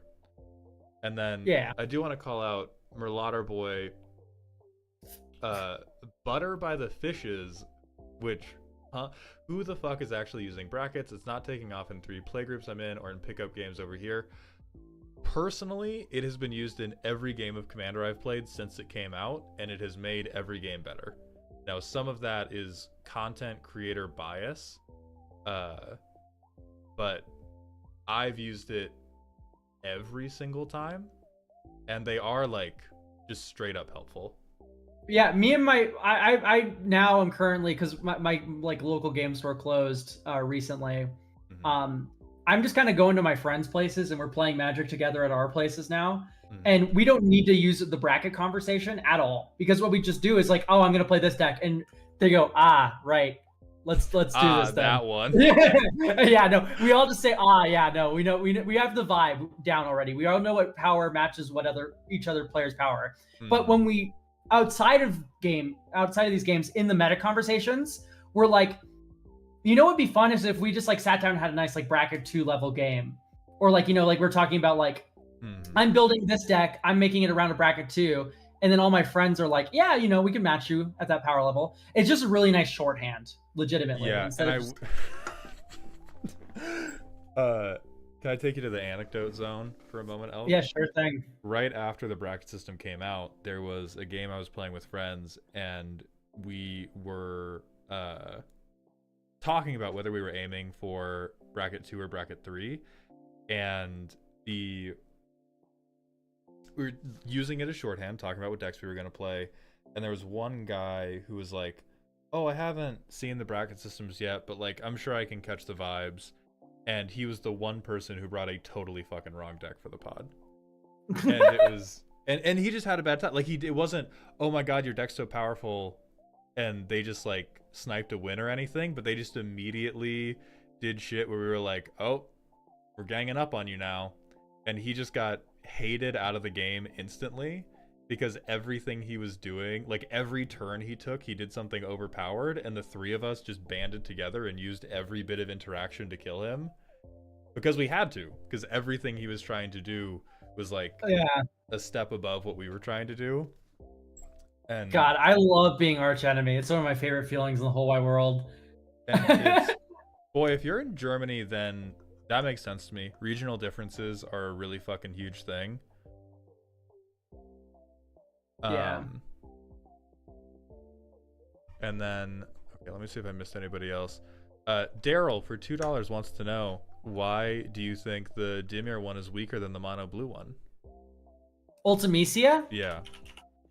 The blue Ultimecia is like unironically fine. Mm-hmm.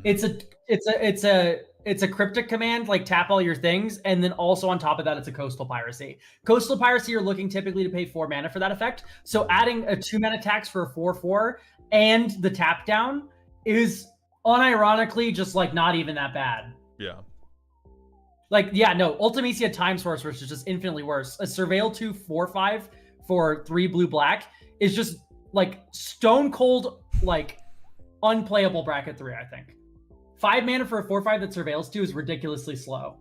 Yes, if you were going to play this in bracket 3, you are winning with a combo that does not give a shit about Ultimecia, and you are doing it to tell people you won with Ultimecia. Like, I've had people submit decks like that where they're like, this is my CEDH deck, this is my bracket 4 deck, and it has something that is just like clinically awful, and I just go, you put this in so that you can tell people you beat them with this bad card, right? And they're like, yeah. And I feel like that's Ultimecia anywhere above bracket 2. It's like, you can win games with a Dimir 99 for sure, and then she's just there fucking serving while you do so. Yeah, so I like Ultimecia, the temporal threat, better than Time Sorceress, and it actually can be played in bracket 3 without that like phenomenon of like just like showmanship. Like, you know, it's just a fine card. Yeah. Okay. Any closing thoughts, Elk?